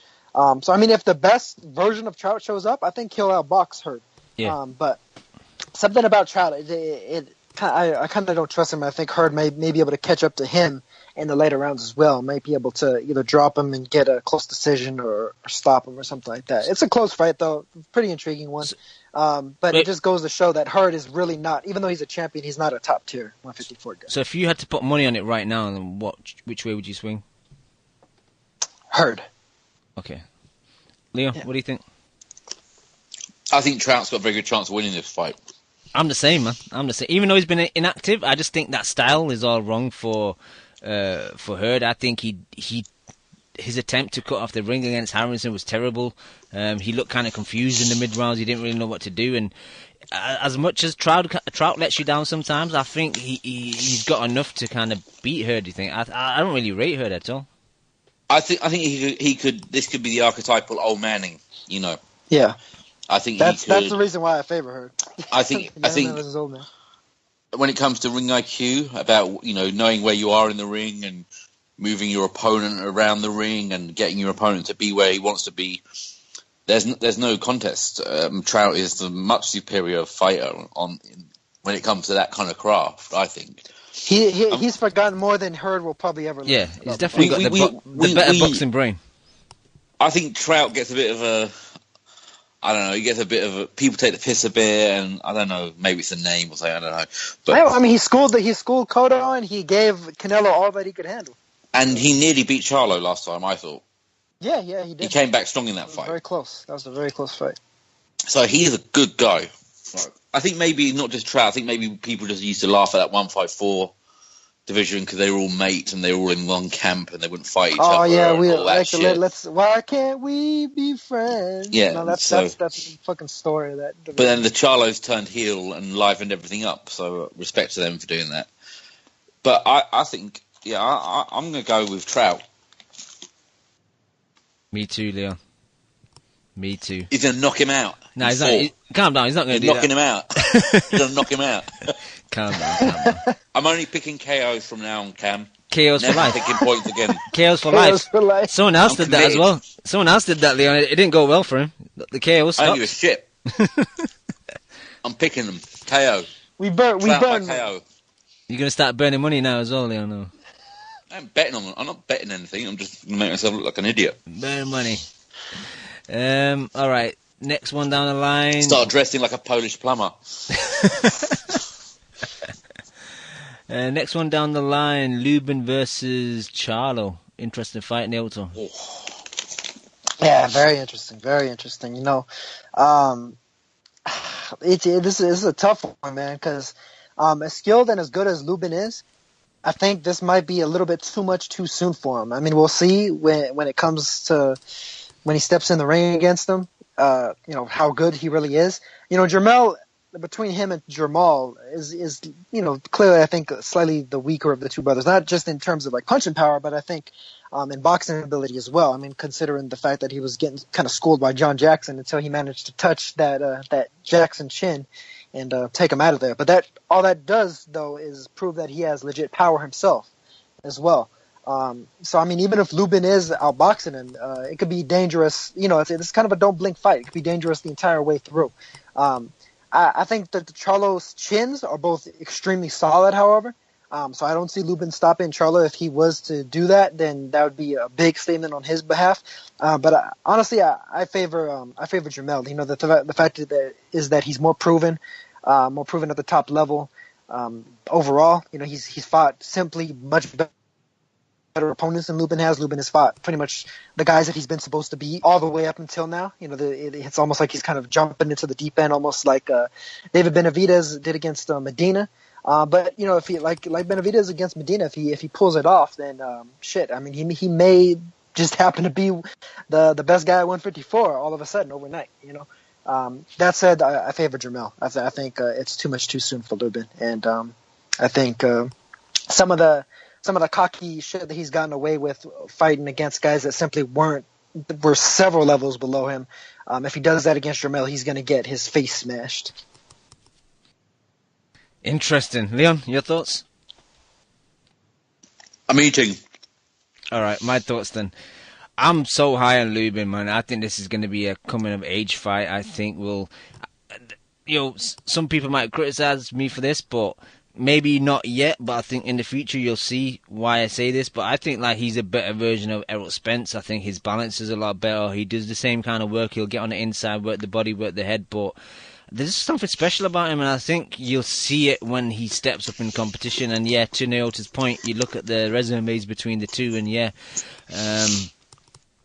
Charlo's fought a lot better guys, but like Charlo's on his, I think, 30th fight. This is Lubin's 19th fight. So like Charlo wasn't fighting anyone like Lubin on his 19th fight. So for the confidence, obviously he got into this position by fighting Eliminator and stuff, final Eliminator. But for his team, they must be confident to put him in that position, or they would still maybe give him tune-ups and give him like progression fights up until until next year, maybe the year after. So they see something in Lubin. I've seen it, and I think this is just going to be a decent, very decent technical fight. But I think you'll see not Charlo exposed, but I think you will just see the really better side of Erickson Lubin come out, and we'll see maybe the next guy at 54, because again there's a bit of stagnation there. Lara's just there fighting nobodies for year upon year, and I think there's it's just 154 is ready for a change. Leon, have you stopped eating? Yep. Go ahead. Well, look, no one's been a bigger supporter of the Charlo brothers than me. I've always been a big fan, and I'm fully on board. Always have been fully on board the hype train.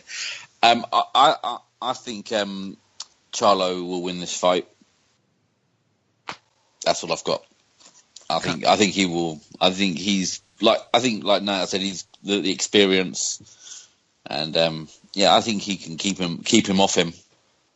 I think this is the most intriguing fight of the night, though. Oh yeah, definitely. I'll say that. I think Lubin is there to be hit, and he's shown that. And I don't think you can just, You can't be there to be hit against somebody like Jermell. I don't think so. Even if he's not the big, even if he's not as big a puncher as his brother, I think you'd be taking a risk to hang around and find out. I just don't know if Lubin's good enough not to stay out of trouble. I would disagree to say he's there to be hit. I think he gauges the distance very well, and like, fair enough, the level of competition hasn't been nowhere near as Charlo, but I've not really seen him get hit in fights. Not being hit. I'd say there's having watched him, he might not have been hit, but there's opportunities for him to be hit. I mean, you could probably say that about any fighter, but I think there are, against the better guys, there's little openings there. I don't know, like, we say his resume is better, but what? Gabe Rosado, Vanes was a good win, I thought, but it was a close fight. Which of the brothers got dropped early on in the first round of one fight? I don't know if it was him or his brother, but there was a fight when one of them got dropped. So, John Jackson, I thought, Charlo was kind of losing that fight up until that weird incident where Jackson turned his back and stuff. So, yeah, man, I don't see what you guys see in Charlo. I see it in Jamal. I just don't see it in Jamel. Get the fuck out of here, Cam. Lions only. Exactly. Lions only. Athleticism for life, and Jamel. No, all joking aside, because I have taken the piss. They both have definitely improved, remarkably. They've made improvements, both brothers. So I think it is the best fight of the weekend. It's one of the better fights of the year, really. Yeah, it is. Without the, you I think don't it'll have turn that out that high way, too. expectation. I think the action will turn out that way too. I think they're both really going to be coming to win it, and it's going to be a good fight. It's going to be a good scrap. I think boxing has been delivering on both sides this year. I don't think we can have too many complaints. I know there's been backlash for HBO, and there's been history of Heyman not doing things, but I think Heyman's starting to match his guys up a bit more. I think in the welterweight division, he's still got a bit of work to do, and I think some of his fighters can be fighting more regularly, but featherweight as well. Yeah, he's giving us fights in this division, a division that people were never that high on, is now delivering easily one of the best cards of the year on paper. Isn't it? It's got to be. To me, the Lara Gaucher fight is like meh. Let it down. Yeah, but the other two, like, because Lara's going to get iced.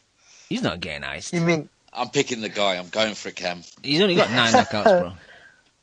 Terrell Gaucher, the forgotten Olympian. Lara is beyond frustrating. He let Canelo off the hook. It was there for him to win, and he can punch, and that's the thing that frustrates me. It's like he's worse than Riggin now for this shit. He has all the opportunities, all the skills, and he fucking dances around. Let's be honest. If he held his feet a bit more, he could be such a good fighter. At least he's active against pretty high-level opponents, unlike some people. It frustrates me, because it's all there for him. Who's active against high-level opponents, Naoto? I think he's taking a piss. Okay. Lara. If you're taking a piss, that's fine then. No problem. But, I don't know, this fight... You know what I mean? You look at that Canelo fight and you think, oh, you could have won that fight. I thought he won anyway, but you could have really done a number on him. Yeah, he could have stepped on the gas in certain instances and really put the nail in the coffin. He couldn't stop landing on him. I had that fight a draw, and there were instances where he probably could have bit in certain instances where there was openings for him, but he didn't take those openings, and that's what let him down. That is just frustrating. That's all, because you see it there. And he played it too close to the chest. He's got decent enough chin. He can punch a bit. Got good power. He's just not. Just fucking stand your ground. The way he made Char do the splits. He's got all the movement as well. Stand your ground, and you'll do as well as anyone not getting hit standing your ground. Going at the moment, just fucking take a chance with your fucking career. This is your career. The thing that frustrates me. Does he not realise this at this moment now? This is his career happening? Well, you know what's crazy? He feels like he's in build-up. There's a fight coming. There's been a fight coming for ages. Well, have you seen years. What's crazy, Leon? Have you seen his resume since the Canelo fight? Ishe Smith. Yeah, that's what I mean. Ishe Smith, Dalvin Rodriguez, Jan Zavik, Vanes Matarosian, Yuri Foreman, and now he's fighting Terrell Gaucher. That's like. When was it? 2015, 2014? 14 was the Canelo fight, yeah. He still thinks it's 2014. He doesn't think the last 3 years have happened. Yep. That's what I mean. I think most people have forgotten the last 3 years have happened. This is his career. It's only his career right now, and he's let it slide by him. He's let it go. It's not coming back. He can't get it back. Leon, he just wanted to be friends. He just wanted to be friends with the Charlos, and they're very friendly, and they go to each other's birthday parties, and they have cake, and they're friends. So what do you want? Do you want him to fight his friend, Leon? Really? You want him to? I feel like crying. It's so frustrating. Oh, it's just hearing that and that being the truth. You saying that as a joke, and then going, oh no, but that's the reality of it. That wasn't just a joke. Oh, it's so frustrating. But just with Gaucher, I've seen him a few times, and I couldn't tell you one memorable thing about him. He's just one of those average bang average fighters, man. Naoto, you can probably have seen him a bit more than me, but is he going to offer Lara any issues? When he was in the Olympics, I actually thought he was one of the better fighters from the U.S. team, but he has not translated that into the pro game at all. So I'll be amazed if he all of a sudden gives a good fight for Lara, because up till now he hasn't shown me anything that would lead me to believe that he will. I think Lara will ice him. Leon, you probably not even watched Terrell Gausha, have you? No. Do you see, I think Lara thinks he's fought and beaten Canelo in his head already. Well, and he thinks it's already happened. Gausha's had a lot of problems making 154 in the past too, so I wouldn't be surprised if he mixes weight or if he comes in drained also. Good card though, apart from that fight, but I am really looking forward to Lubin versus Charlo. But Naota, for the States now, so this is what, Showtime, and this is going live. Well, on Showtime's website it says 9 p.m. Eastern, but on PBC's it's saying 10 p.m. Eastern. But before this, we have the card on Fox, is it, for you guys over there at the StubHub? Yeah. The BBC on Fox. I think that's going to be on the afternoon or just before the Showtime card. So a lot of boxing on Saturday. Yes, sir. Alright, let's just touch upon that card then. I don't really got too much to say. It should be Mares versus Santa Cruz, a rematch, but instead we got Mares versus the shower slipper, Andres Yeah. Gutierrez, and But he's a murderous puncher, Cam. and Leo's fighting Chris Avalos, the Hitman, one of your favorite fighters. Yes, Chris Avalos. He's gonna ice Leo Santa Cruz. Nah, man. He's gonna get fucked up. But yeah, Oh man, this is Lara Gausha at lower on the scale, basically. Except for Avalos has been exposed numerous times already. Well, what is going on here? I didn't know anything about this card.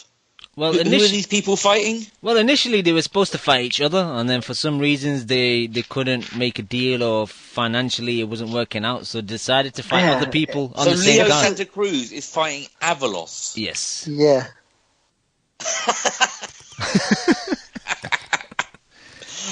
Ah, It's not terrible. it's not a good look, is it?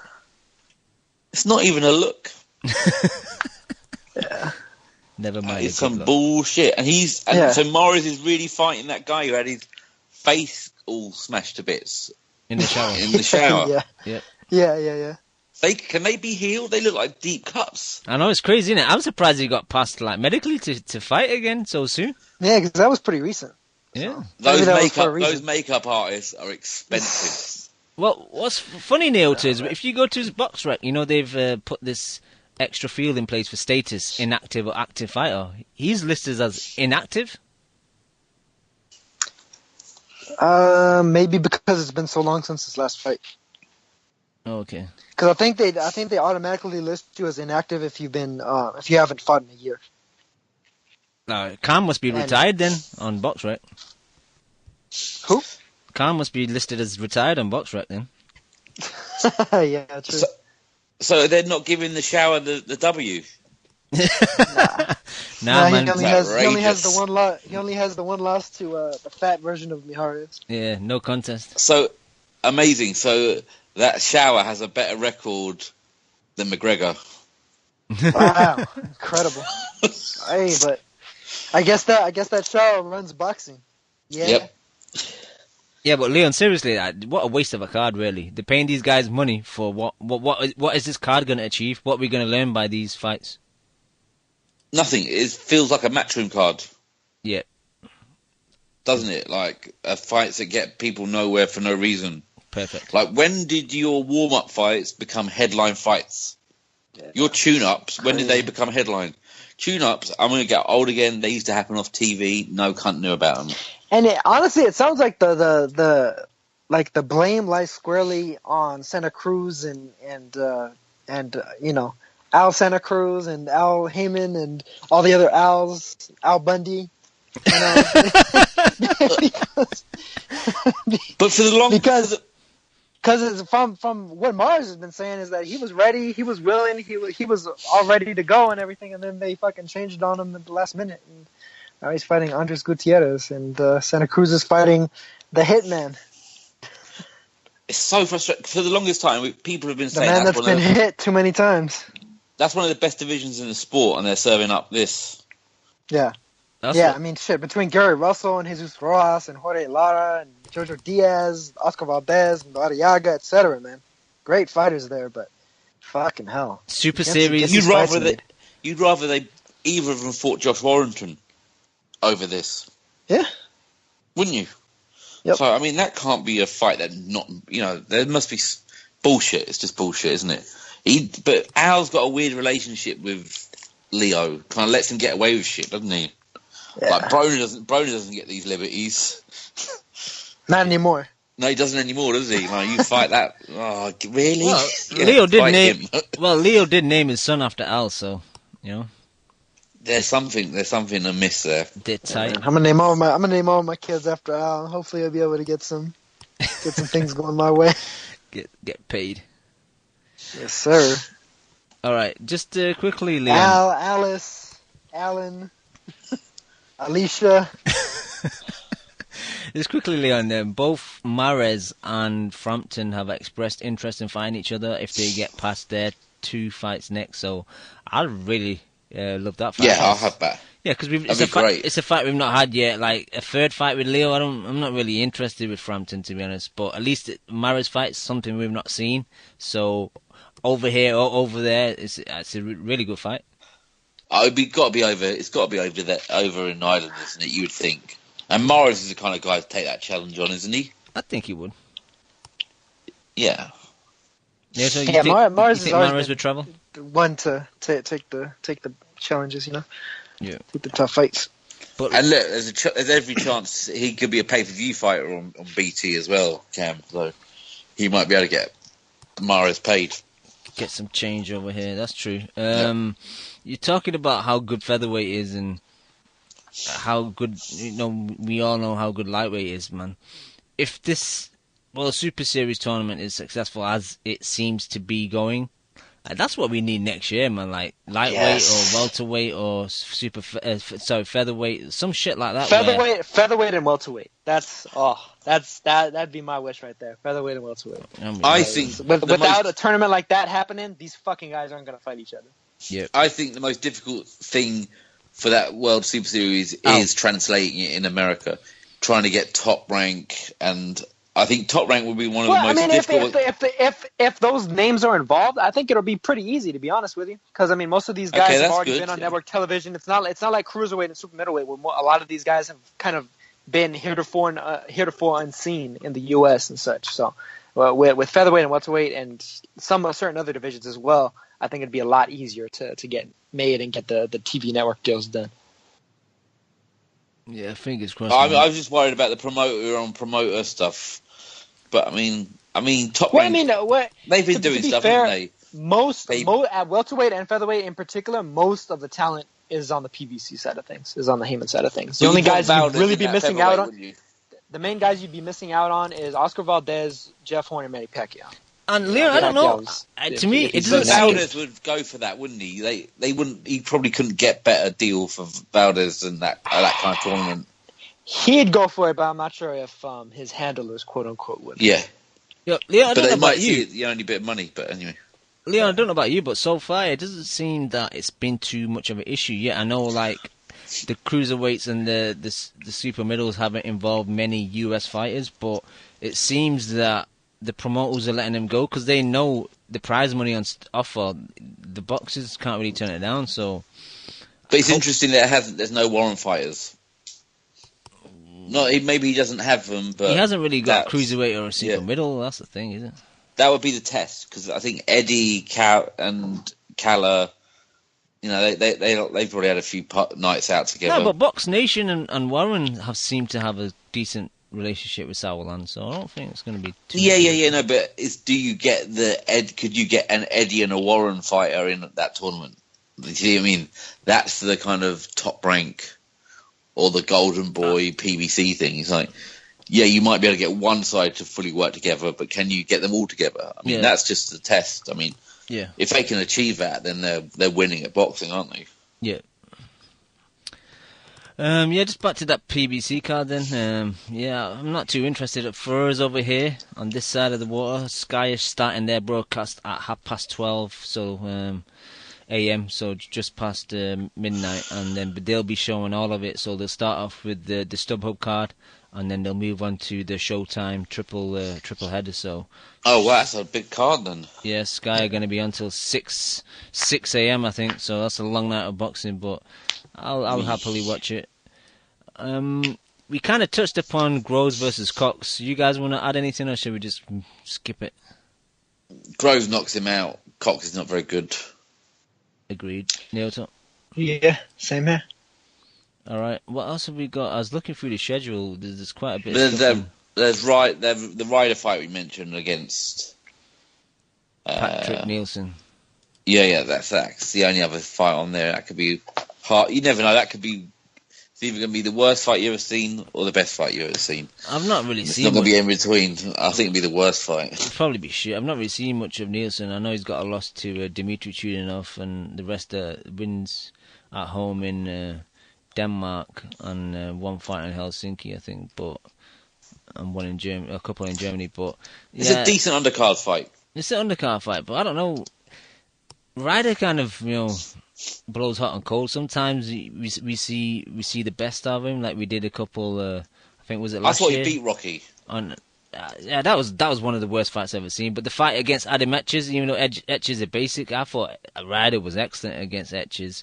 But then he was shit against Jack Armfield. He just runs hot and cold, man. Yeah, absolutely. But there is a card I wanted to talk to Naota about on Friday. I think ESPN, Golden Boy on ESPN. Fidel Maldonado Jr. versus Ishmael Barroso. We've seen Barroso a couple of times over here. He fought and stopped your homie, Leon, Kevin Mitchell, and then he got stopped himself against Anthony Crolla. He's fighting Fidel Maldonado Jr. He's last fought. Yeah, it's a good fight.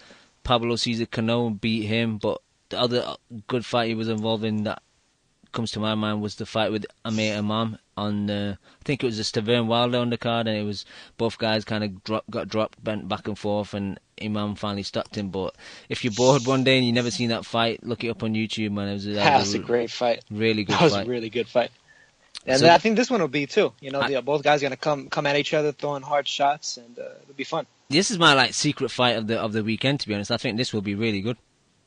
Yeah, I think so. It'll be a fun fight. Just a fun fight. Two guys, not necessarily the best guys, but you're definitely not wasting your time checking it out because it's a great fight. Especially being on ESPN, a great fight to be playing in bars on a Friday night and get the people hyped up. And sometimes these are better fights because your expectations aren't as high. Yeah. And then he catch you off guard, and I think that's the problem with the big fights. You're expecting so much. Yeah, it's exactly. Because you know how good the guys are. You know that they're good enough to give you something really good. Where these guys, it's half good. You're having, it's gonna look really good, right? Yeah, exactly. Yeah, they're just flawed enough that they'll be able to kind of take advantage of the flaws that are exposed to them. Absolutely.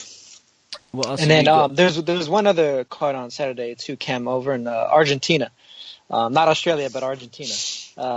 Omar Narvaez versus Nikolai Potapov. Potapov, the guy that had defeated Antonio Nieves before, now Inoue stopped him by split decision. Potapov beat him by split decision, and then Narvaez, finally it looks like he'll probably, as long as he wins this fight, he'll be getting a title shot at Zlani Tete. Basically, the winner of this fight gets Zlani Tete for the WBO bantamweight title. So we'll see exactly how much Narvaez has left. I mean, if he comes out and wins this and then looks good against Tete at some point, then that win that Inoue has over him where he blitzed him in 2 rounds looks a whole lot better in retrospect. I'm sure Narvaez is 65 years old now. Yeah, he's old as shit. I think he's just shy of 40, if not 40 already. But actually, he's older than 40. He's like, what is he? He's 42 now. Damn. Never mind. Yeah, he's 42. Shit. Yeah, no, but Potapov is a pretty good fighter, though. I think both these guys are pretty evenly matched, but they're fighting in Argentina. So if it happens to be close, then I'd imagine Narvaez gets the edge.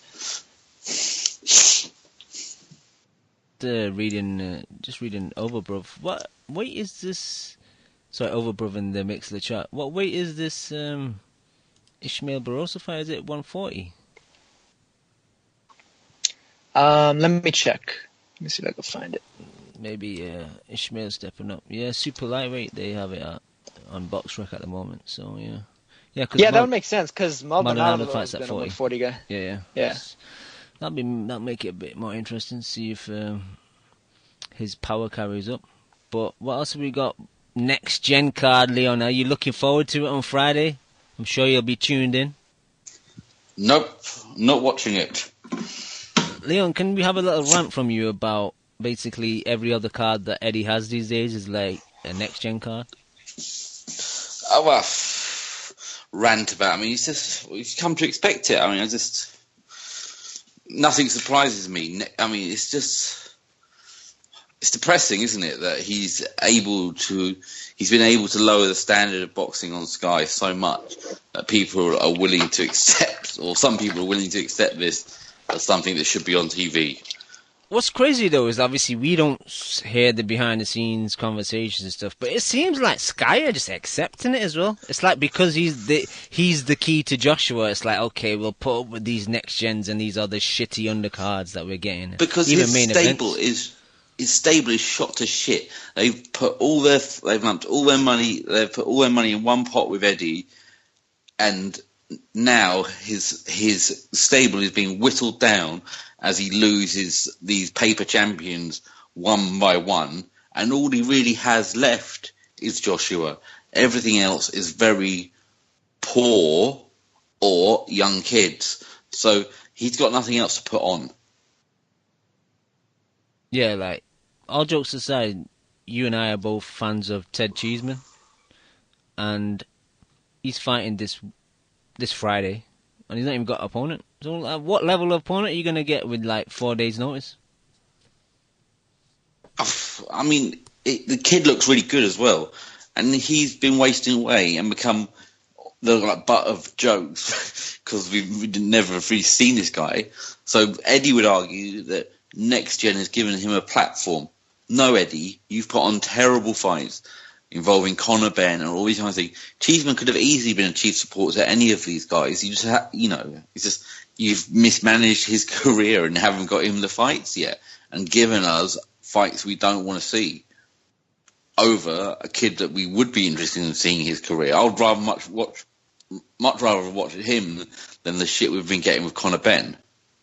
Yeah, because he's a bot. He can fight. You can see when you watch him fight, you can see he's got skills. Where Conor Benn just raw. We shouldn't be watching him on prime time, co-headlining fights.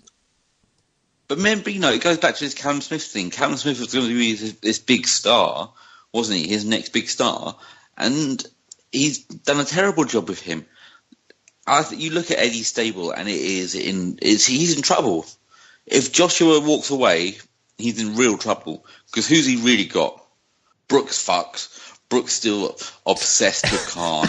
He's on the verge of a mental breakdown with his Khan. Crazy, shit. isn't it? It's All he embarrassing. talks about is Khan.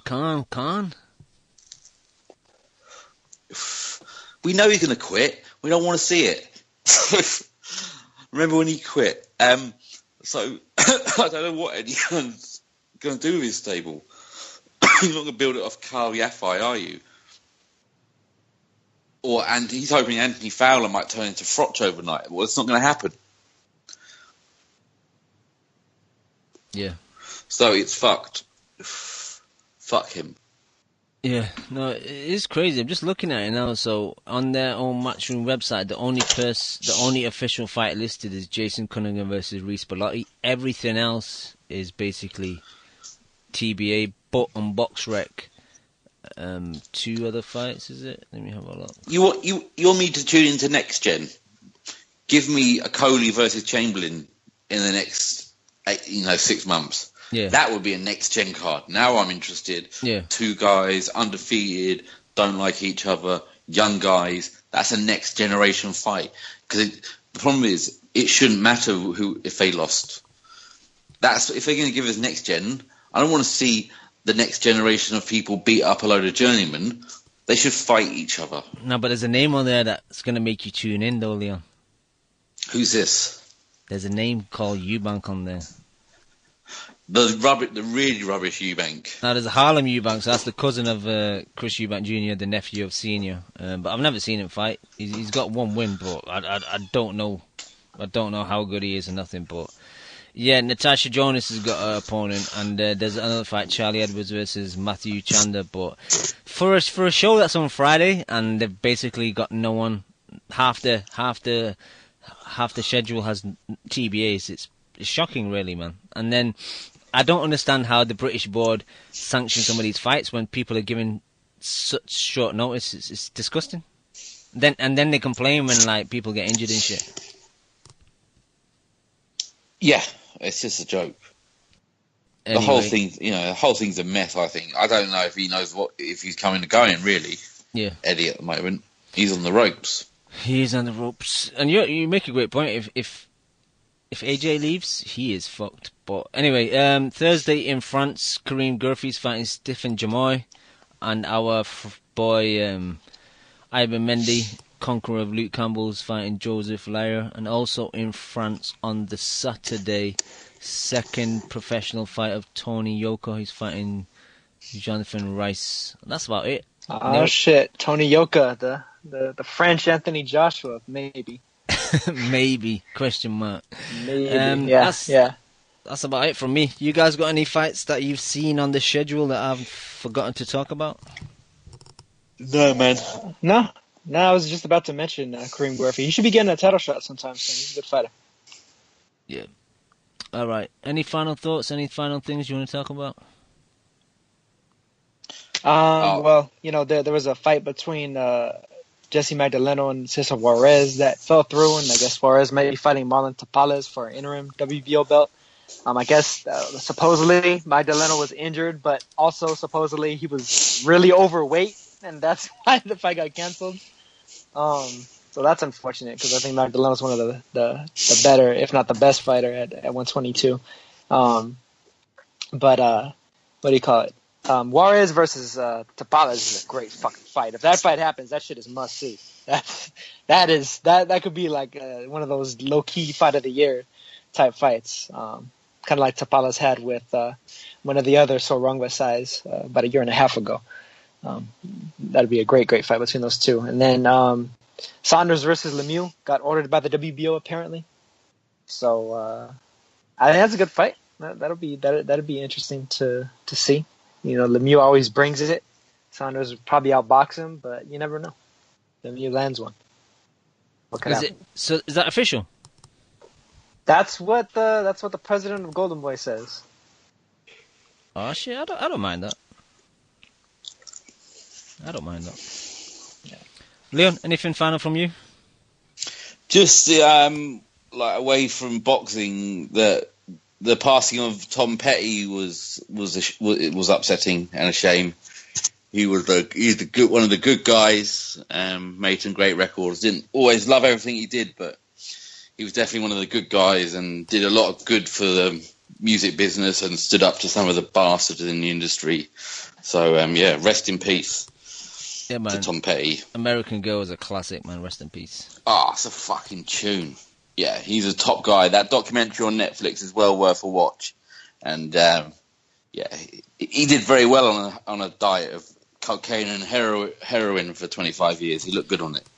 Yeah, cocaine can't be that bad, man. People fucking use it for years. He was a mate. Look, all I know, the thing about him is, the thing I always found him interesting about him is he was deemed good enough to be Dylan's backing band and good enough to be Johnny Cash's backing band. He was the Heartbreakers, and Tom Petty was Johnny Cash's backing band on the first album he did with Rick Rubin, which is a classic. And if he's good enough for those two, he's good enough for all of us. So yeah, he was a good guy. Very talented. Rest in peace. Yep. All right, Leon, thank you. Neota, you also. All the people in the chat and all the people that download the show week in, week out. We'll be back next week. Peace. You just listened to the Boxing Coalition. Dude, man, I love boxing. I fucking love boxing. A big shout out to the Boxing Coalition. You're a newbie. No, I ain't new, man. If my fucking next door neighbour became the #1 flyweight in the world, you know what I'd do? I'd fucking walk past the cunt. Derek, how you doing, bro?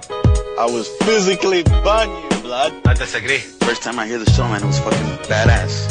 Vamos Argentina, la concha de su madre. I see the bomb in them. I get home and she's like, what the fuck? Me and the kid are here. Why don't you get home and talk to us? I'm like, man, you guys don't know shit about boxing. Kel, how does it feel to be the new IBF champion? Feels great. Do we really dive into the black hole right off the jump? I think he's hiding glass. Just to play devil's advocate. You want 1 portion of crow or 2 portions of crow? Give me 2 portions with a supersized fries and a large drink, please. I can't stand him, what? I'm Scottish. Cringe side? But you won't rush Anthony fucking fat ass Joshua, would you? He's not fat. How about you tell us what you weigh for your final thoughts? My weight? Thank you for listening to the Boxing Coalition. We are live every Monday, 10 p.m. to 1 a.m. UK time, 5 p.m. to 8 p.m. Eastern.